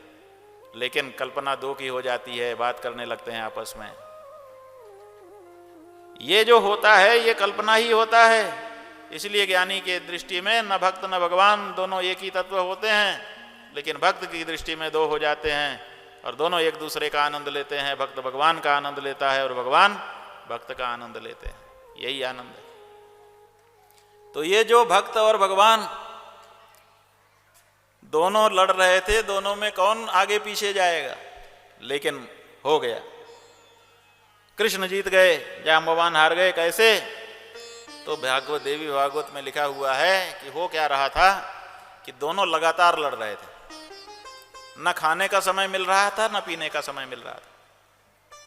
तो जो खाएगा पिएगा नहीं वो तो शरीर से कमजोर हो ही जाएगा। युद्ध हो रहा है, शरीर से हो रहा है। अब दोनों नहीं खा रहे थे, दोनों नहीं पी रहे थे, तो दोनों का बल कम होना चाहिए था, लेकिन दोनों का बल कम नहीं हुआ। कृष्ण का बल बना रहा और जाम्बवान का कम हो गया। कैसे? का कृष्ण के लिए जो अनुष्ठान हो रहा था उसमें ब्राह्मण भोजन रोज कर रहे थे। अब ब्राह्मणों का खाया हुआ जिसके लिए खिलाया जाता है उसको मिलता रहता है।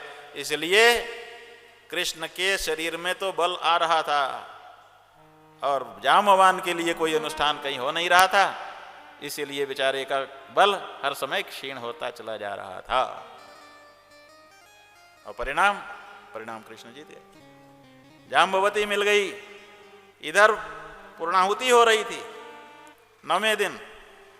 नवमे निकथा पूर्तौ पुस्तकम वाचकम तथा प्रसन्न पूजयामास वसुदेवो महात्मना।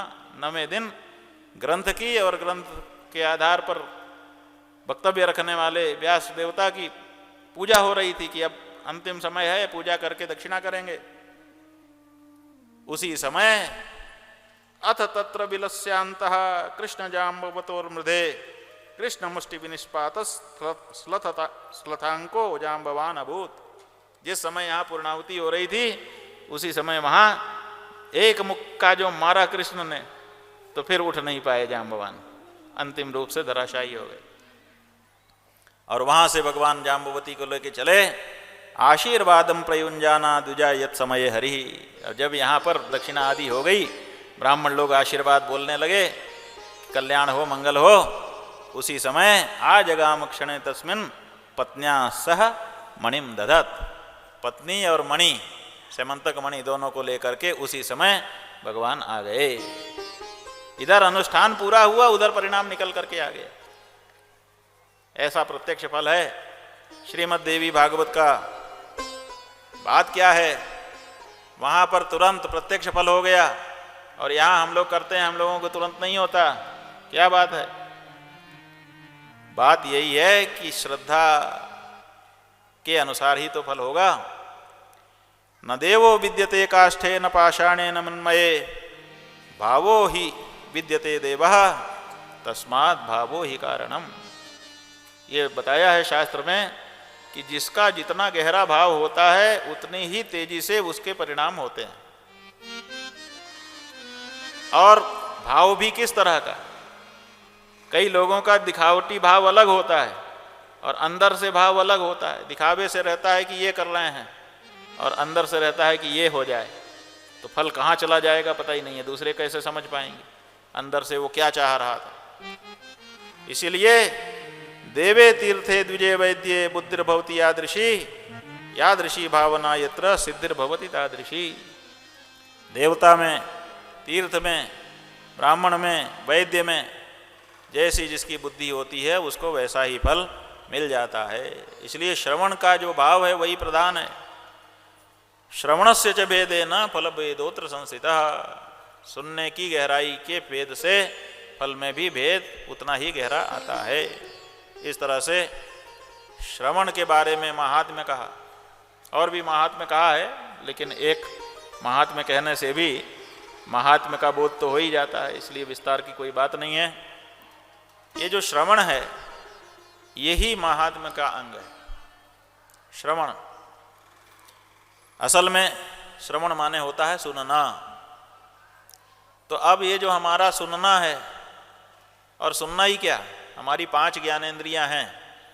सुनने वाली इंद्रिय है, देखने वाली इंद्रिय है, सूंघने वाली इंद्रिय है, चखने वाली इंद्रिय है और छूने वाली इंद्रिय। इसी को 5 इंद्रियां, 5 विषय के लिए 5 इंद्रियां भगवान ने बनाई हैं। शब्द, स्पर्श, रूप, रस, गंध, ये 5 विषय हैं। और इन 5 का ग्रहण करने के लिए मन को 5 लगी दी है कि इससे इसे खींच करके ले आओ। तो 5 इंद्रियां हैं हमारी। ये जो 5 विषय हैं, इनको ग्रहण करने के लिए जो हमारी 5 इंद्रियां हैं, उनके मुख्य रूप से 3 प्रकार हैं, क्योंकि 3 गुण हैं, सात्विक, राजस और तामस। तो माने अगर हम शब्द सुनेंगे तो शब्द 3 तरह का मुख्य रूप से होगा। या तो सात्विक शब्द होगा, या तो राजस शब्द होगा, और या तो तामस होगा। सात्विक शब्द क्या है? यही भगवान की कथा सुन रहे हैं बैठकर, सात्विक शब्द। राजस कथा क्या है? यही मंच है, अब यहीं पर आ गए नाचने गाने वाले, ऐसा ऐसा नाच रहे हैं, ऐसा ऐसा गा रहे हैं, और गा के आपको सुना रहे हैं, आप भी मस्त हो रहे हैं। वो भी तो सुनना है। उसके लिए अब सात्विक श्रवण जहाँ पर है वहाँ की संख्या देख लो, और यहीं पर अभी कार्यक्रम कर दें राजस वाला, उसके बाद संख्या देख लो। और एक तामस भी है, कुछ भी फूहड़, कुछ भी गाली गलौज, कुछ भी, उसमें भी बड़ी भीड़ हो जाएगी, उसमें और ज्यादा होगी, राजस से भी ज्यादा हो जाएगी। तो ये जो शब्द है ये 3 प्रकार का जैसे हो जाता है, ऐसे ही स्पर्श भी, ऐसे ही रूप, रस और गंध में भी 3 प्रकार के हो जाते हैं। इसीलिए देवी भागवत में बताया, यथा जिह्वेन्द्रियाह्लादः षड्रसैः प्रतिपद्यते तथा श्रोत्रेन्द्रियाह्लादः वचोभिः सुधियां स्मृतः। इसका मतलब है कि जैसे जिह्वा इंद्रिय जो है हमारी स्वाद की इंद्रिय, उसको चखने के लिए 6 प्रकार के रस हैं, षड्रस व्यंजन। मीठा है, तीखा है, नमकीन है, कटु, कषाय, लवण, अम्ल, मधुर, ये 6 भेद हैं। ये 6 प्रकार के जैसे रस हैं, ऐसे ही सुनने में भी रस है। और वो रस कितना है? खाने वाले से तो कम होगा, खाने वाले से कम नहीं है। सुनने वाला रस खाने वाले, चखने वाले रस से भी ज्यादा है। चखने वाला 6 है और सुनने वाला 9 रस। 9 रसों से कहा जाता है। और एक 10वां भक्ति रस भी लोग बताते हैं। इसीलिए सुनना बहुत बड़ी चीज है। अब सुनने में सात्विक श्रवण किया जाए तो आत्म कल्याण होता है, राजस श्रवण किया जाए तो भौतिक कल्याण होता है, और तामस श्रवण किया जाएगा तब तो कल्याण पीछे ही हट जाएगा कि हमें नहीं आना है तुम्हारे पास। इसलिए सुनना चाहिए और सात्विक श्रवण करना चाहिए, इससे मन पुष्ट होता है। ये न केनाप्युपाये न कालातिवाहनम स्मृतम व्यसनैरिह मूर्खाणाम बुधानाम शास्त्र चिंतनैहि। देखो, चाहे मूर्ख रहो चाहे विद्वान रहो, चाहे सात्विक रहो, राजस रहो, तामस रहो, एक चीज तो सबके साथ है और वो है समय बिताना। ये जो जिंदगी मिली है, जीवन मिला है, इसको तो बिताना पड़ेगा ना, चाहे जैसा करके बिताओ। तो अब इसमें यह है कि जीवन बिताने के लिए कुछ ना कुछ तो करना ही पड़ता है। जो विद्वान होता है वो सात्विक रीति से अपने जीवन को बिता करके अपना कल्याण कर लेता है, और जो विद्वान नहीं होता वो राजस और तामस रीति से अपने जीवन को बिता करके अपने आप को और ज्यादा दलदल में फंसा लेता है। इसलिए व्यसनैरिह मूर्खाणाम, मूर्ख लोग जो हैं वो शब्द स्पर्श रूप रसगंध में पड़े रह जाते हैं, और जो विद्वान है वो शास्त्र चिंतन करते हुए ये जीवन मुझे क्यों मिला, इस जीवन से बड़ी चीज कौन सी मैं प्राप्त कर सकता हूँ, उसका क्या मार्ग हो सकता है, ये सब चिंतन करते हुए आगे बढ़ता है। काव्य शास्त्र विनोदेन कालो गच्छति धीमताम व्यसनेन च मूर्खाणाम निद्रया कलहेन वा। जो विद्वान है भौतिक रूप से वो काव्य शास्त्र विनोद करता है, उससे अपना समय बिता देता है, और जो मूर्ख है वो या तो सो जाता है, और या तो झगड़ा लड़ाई करता है, और या तो जुआ खेलता है, और इस तरह से अपना समय बिता देता है। समय तो सबका बीतेगा, लेकिन उसी बिताए गए समय से कुछ लोग पुण्य खरीद लेते हैं, और उसी बिताए गए समय से कुछ लोग पाप खरीद लेते हैं, जो बाद में उनके लिए दिक्कत करता है। इसलिए सुनना चाहिए। और बंधुओं, ये जो शास्त्र है ना, सात्विक श्रवण, ये सुनेंगे तो इसमें क्या रस है, बेमजा है, फीका है, ऐसा अगर आपके मन में है तो आज से इसको भी भूल जाइए। ये असल में अभी आपको चस्का नहीं लगा। जब चस्का जिस चीज का लग जाता है ना, उसका स्वाद अलग तरह का हो जाता है। शराब है, हम लोगों ने कई लोगों से पूछा कि भाई कैसा स्वाद होता है, कहते हैं स्वाद कुछ अच्छा नहीं है। अरे जब स्वाद अच्छा नहीं है तो क्यों गट पीते हो? कहा बस आदत पड़ गई है, लत लग गई है हमको, तो उसके बिना रहा नहीं जाता है। अब उसके स्वाद का क्या रखा है, लीजिए। इसका मतलब है कि स्वाद से मतलब नहीं है, लत से मतलब है। इसलिए घबराओ मत कि सत्संग सुनने में तो हमको रस नहीं आया। एक बार लत तो लगाओ, उसके बाद निकलना मुश्किल हो जाएगा। ये रस जो है, आप देखिए, प्रयोग करिए। एक छोटा बच्चा आपके घर में होगा ही, अगल बगल में होता है। उस छोटे से बच्चे को उंगली में थोड़ा सा नमक लगा के उसके मुंह में डालिए ताकि वो चाट सके। जैसे ही मुंह में उसके आप नमक चटाएंगे, बाहर निकालने लगेगा। अभी जानता नहीं है थूकना, लेकिन तुरंत उद्विग्न होगा और बाहर निकालने लगेगा। और फिर मुंह पोंछ दीजिए और थोड़ी सी चीनी के बुरादे में उंगली डुबा करके और फिर उसके मुंह पे आप लगाइए, चाटने लगेगा। बड़े प्यार से चाटेगा, कोशिश करेगा कि फिर से और एक बार।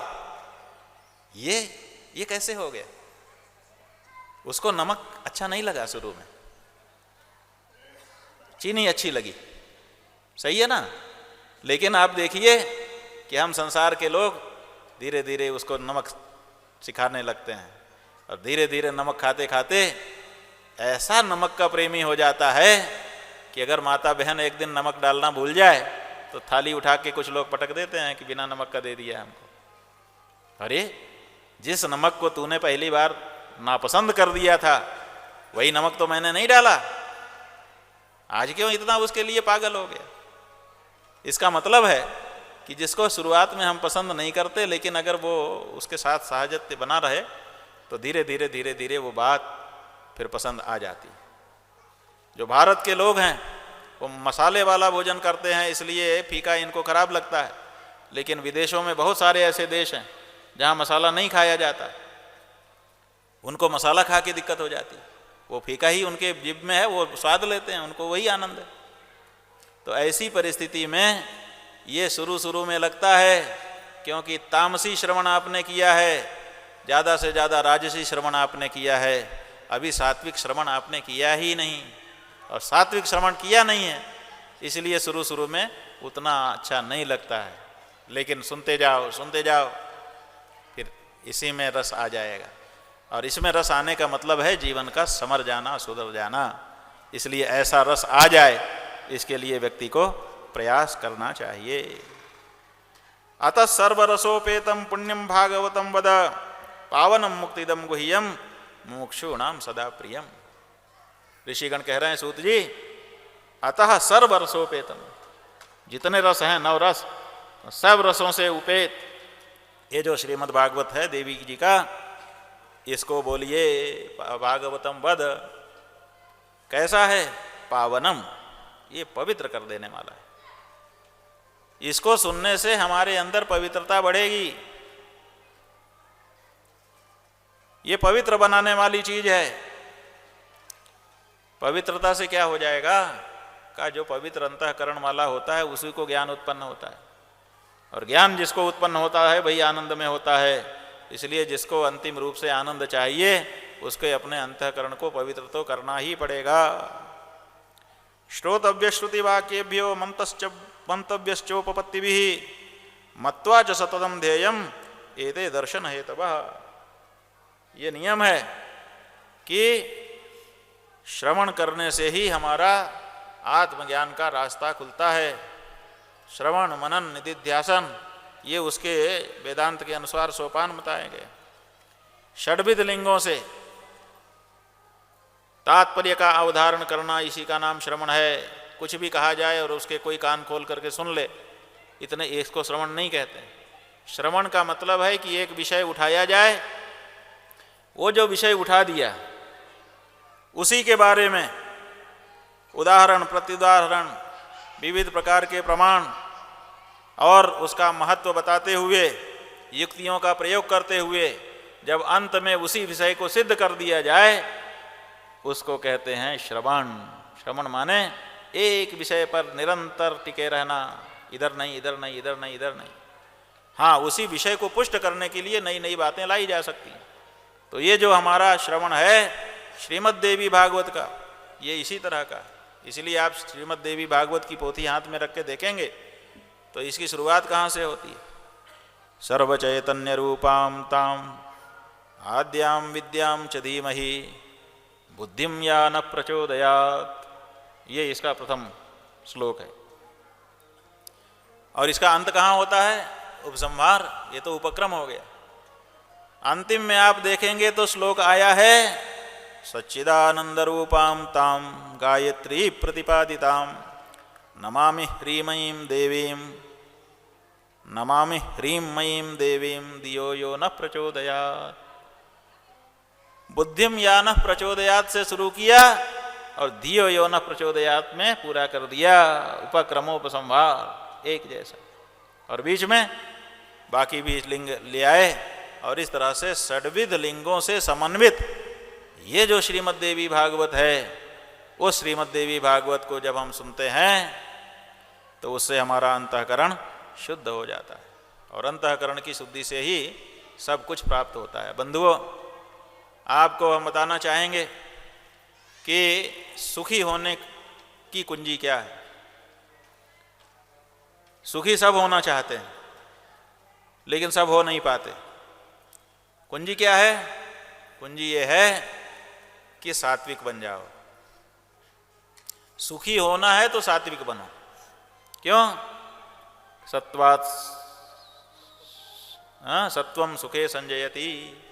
गीता में भगवान ने बताया कि ये जो सत्व गुण है यही हमको सुख से जोड़ता है। सत्वम सुखे संजयति। जो जितना सात्विक होगा वो उतना ही सुखी होगा। और रजः कर्मणि भारत, रजोगुण अगर हमारे अंदर बढ़ेगा तो हमको काम तो बहुत करने का मन करेगा, हम दिन रात काम करने लग जाएंगे, लेकिन सुख नहीं मिलेगा। और तमोगुण अगर बढ़ जाएगा तो काम भी छोड़ छाड़ देंगे, आलस में पड़े रहेंगे, सोए पड़े रहेंगे, कुछ काम करने का मन ही नहीं करेगा, जड़ता आ जाएगी, तो उससे भी कहाँ सुख मिलने वाला है। तो तमोगुण से भी सुख नहीं मिलता, रजोगुण से भी सुख नहीं मिलता। सुख अगर मिलता है तो सत्वगुण से मिलता है। इसलिए जिसको सुखी होना है उसको सात्विक होना ही पड़ेगा, चाहे मन से हो जाओ और चाहे बेमन से हो जाओ। सात्विक हुए बिना आपको सुख नहीं मिल सकता। और सात्विक हो गए तो सुख मिलने से रुक नहीं सकता, आपको होगा ही होगा। आप देखिए इस संसार में सुखी कौन है? इस संसार में ये बाबा लोग आपसे ज्यादा सुखी हैं। ये बैठे हैं हमारे सहजानंद जी महाराज, हमारे ब्रह्मचारी राधिकानंद जी, ये सन्यासी लोग, ये सुखी हैं। आपके पास मकान है, आपके पास दुकान है, आपके पास पति है, पत्नी है, बच्चे हैं, इष्ट हैं, मित्र हैं, घोड़ा गाड़ी है, आप उतने सुखी नहीं हो। और इनके पास ठेंगा है, कुछ नहीं है, लेकिन ये सुखी हैं। क्यों सुखी हैं? क्योंकि ये सात्विक हैं और आप अभी उतने सात्विक नहीं हो पाए। इसलिए सात्विक बनो, सात्विक बनो, सुखी हो। और ये जो सात्विकता का प्रसार करने वाली दवाई है, उसी दवाई का नाम है श्रीमद् देवी भागवत। और इसीलिए ऋषिगण कह रहे हैं कि ये हमको पवित्र बना देगी। पावनम पावनम मुक्तिदम गुह्यम मुमुक्षूणाम सदा प्रियम।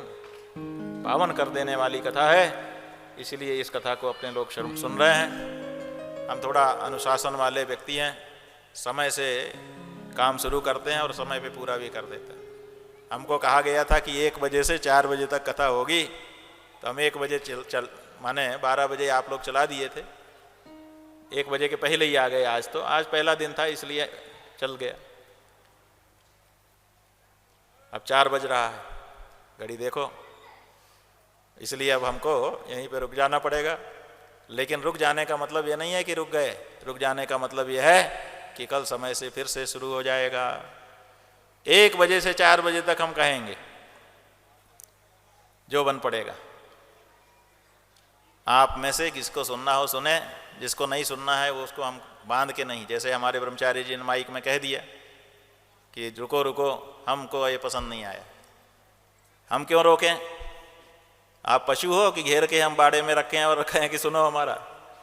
जिसको सचमुच मन हो कि ये अवसर है, इसका लाभ मैं लूँगा, वो आए, स्वागत है, विराजे, बैठे, सुने। और जो प्रश्न उसके मन में आए उसको कागज में नोट करके रखे, हमको देता जाए। अंतिम दिन हम एक एक आदमी के मन में जो सवाल हैं उसका भी समाधान करने का प्रयास करेंगे। लेकिन बांध करके हमको सुनाना भी नहीं है। जो श्रद्धा से सुनेगा, और हमको भीड़ से मतलब भी नहीं है। हम वैसे वाले वक्ता नहीं हैं कि हमको बहुत बड़ी भीड़ चाहिए। हमें तो एक अच्छा श्रोता मिल जाए तो हम समझेंगे कि हमारा यहाँ पे आना और बैठ करके 9 दिन सुनाना सफल है।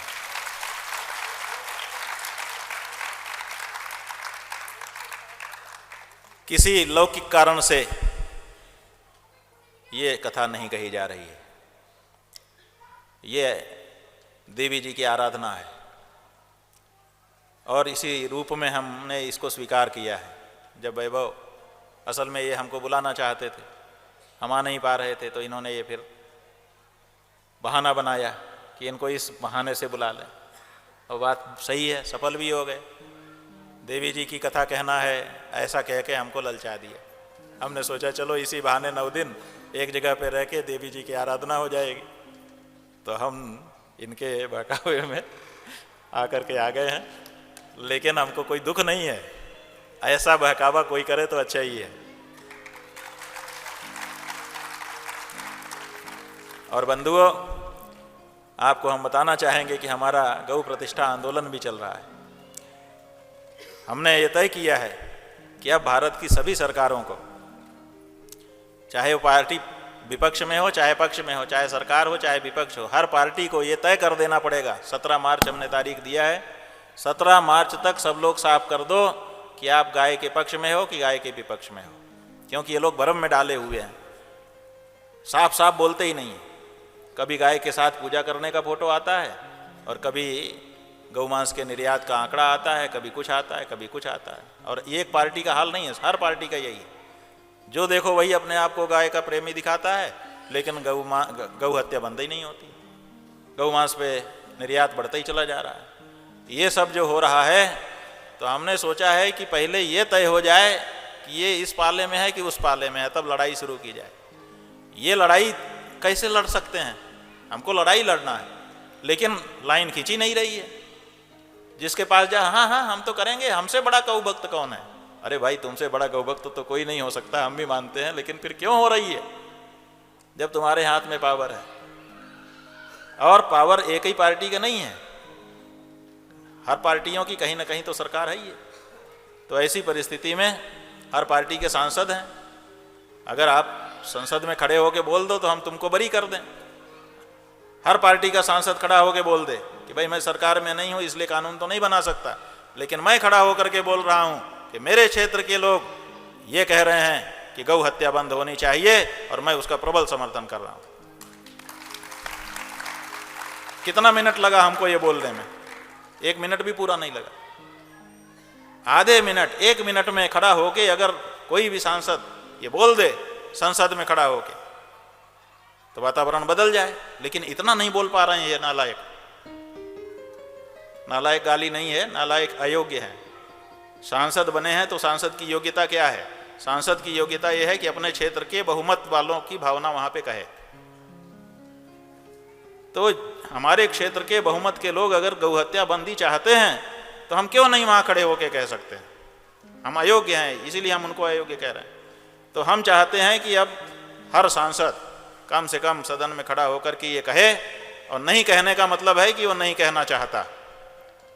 इसलिए 17 तारीख का समय हमने दिया है। 17 तारीख तक देश के हर सांसद को ये बता देना पड़ेगा, चाहे वो किसी पार्टी का हो, कि तुम संसद में खड़े होके ये बात कह रहे हो कि नहीं कह रहे हो। नहीं कह रहे हो तो हम मान लेंगे कि तुम कहना नहीं चाहते, और कह रहे हो तो तुम्हारा अभिनंदन है। तो ये जो यहाँ कथा होगी, बीच बीच में थोड़ी थोड़ी बात गौ माता की भी हम कहेंगे, थोड़ा सा स्वार्थ, परमार्थ वाला स्वार्थ, गौ हत्या बंद हो इसका स्वार्थ लेके आएंगे। और इसीलिए आज गोमती के बहाने हमने गाय की बात इसमें प्रवेश करा दी है। अब धीरे धीरे उसका पल्लवन भी करेंगे। आप सब लोगों ने, बहुत से लोग तो चले गए, अच्छा ही रहा कि चले गए, अगर रहते तो डिस्टर्ब होते। जो पक्के लोग हैं वही छन करके, चलनी पहले चली, इनकी चली उनकी चली उनकी चली, छन गए। और उसके बाद जो पक्के थे वो बैठे, कितना आनंद आया। और ऐसा ही आनंद कल से 3 घंटे का है। 3 घंटे भाई थोड़ा ना मन लगे तब भी रह जाओ, तपस्या समझ लो कि भाई अच्छा तो नहीं लग रहा है लेकिन मैं तपस्या कर रही हूँ, क्या करूँ।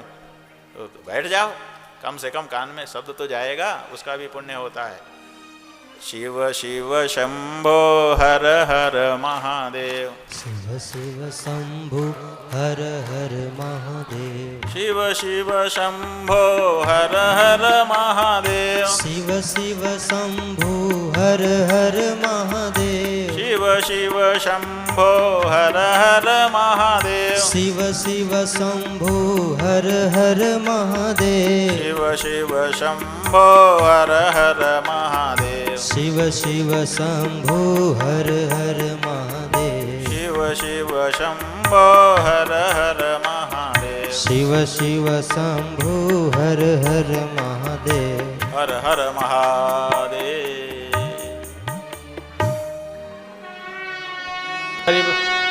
बोलिए जगतगुरु शंकराचार्य भगवान की, राजराजेश्वरी त्रिपुर सुंदरी मैया की, बद्री विशाल भगवान की जय। नमः पार्वती पतये हर हर महादेव।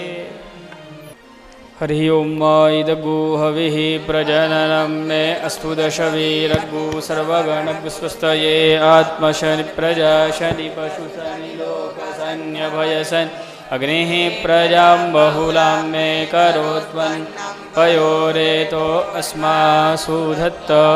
जय अम्बे गौरी मैया जय श्यामा गौरी, तुमको निश दिन ध्यावत, तुमको निश दिन ध्यावत, हरि ब्रह्मा शिवरी।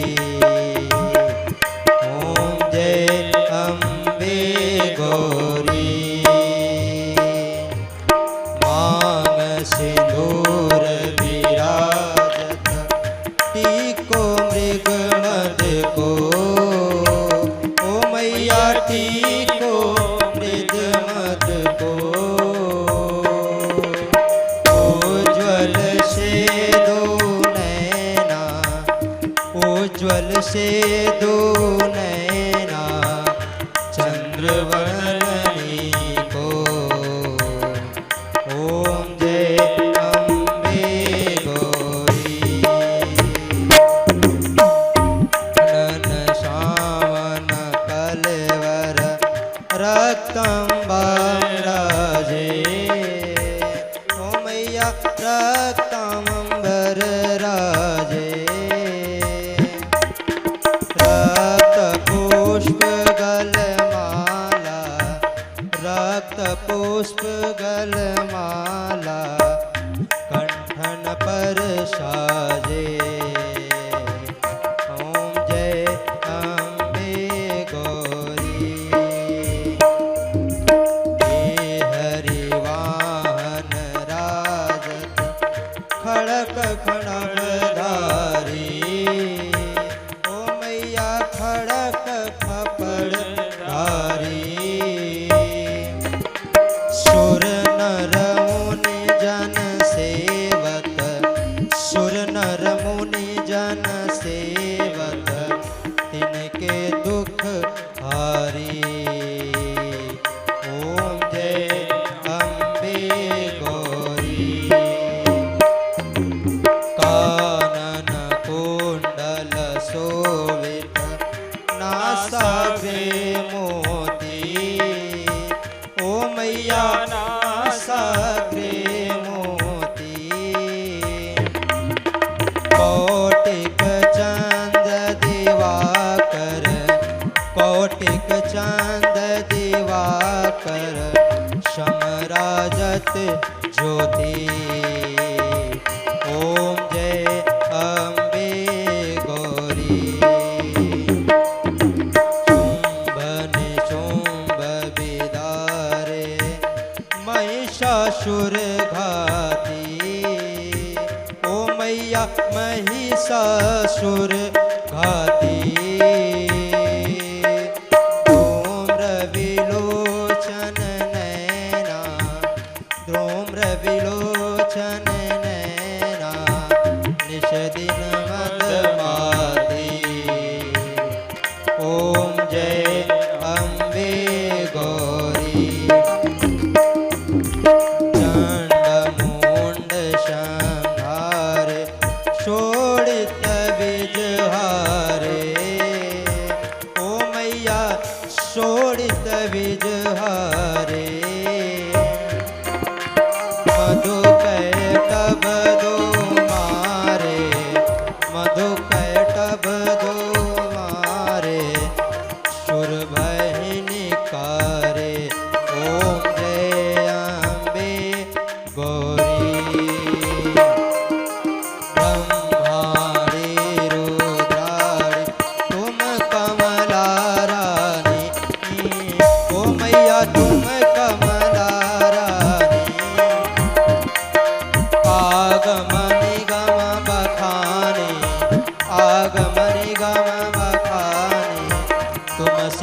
जठरानी ओम जय अम्बे गौरी 64 योगिनी मंगल गावत नित कर भैरू ओ मैया गावत नित कर भैरू बाजत ताल मृदंग बाजत ताल मृदंग अरु बाजत डमरू ओम जय अम्बे गौरी तुम ही जग की माता तुम ही हो भरता ओ मैया तुम ही हो भरता भगतन के दुख हरता भगतन के दुख हरता सुख संपत्ति करता ओम जय अम्बे गौरी भुज चार अति शोभित वरमधारी ओ मैया शोभित वरमुद्रधारी वनवांछित फल पावत वनवांछित फल पावत सेवत नर नारी ओम जय अम्बे गौरी कंचन थाल विराजत अगर कपूर बाती ओ मैया अगर कपूर बाती श्रीमाला के श्रीमाला के तू मेरा तू ज्योति ओम जय अम्बे गौरी श्री अम्बे जी की आरती जो कोई नर गावे ओ मैया जो कोई नर गावे कहत शिवानंद स्वामी कहत शिवानंद स्वामी सुख संपत्ति पावे ओम जय अम्बे गौरी जय अम्बे गौरी ओ मैया जय अम्बे गौरी तुमको निस दिन ध्यावत तुमको निस दिन ध्यावत हरि ब्रह्मा शिवरे ओम जय अम्बे गौरी ओम जय अम्बे गौरी कर्पूरी घोरं करुणावतारं संसारसारं भुजगेन्द्रहारं सदा वसन्तं हृदयारविन्दे भवं भवानी सहितं नमामि त्वमेव माता च पिता त्वमेव त्वमेव बन्धु च शिखा त्वमेव त्वमेव वेद्या द्रविडं त्वमेव त्वमेव सर्वं मम देवदेव त्वमेव सर्वं मम देवदेव त्वमेव सर्वं मम देवदेव कर्पूरगौरं करुणावतारं संसारसारं भुजगेन्द्रहारं सदा वसन्तं हृदयारविन्दे भवं भवानी सहितं नमामि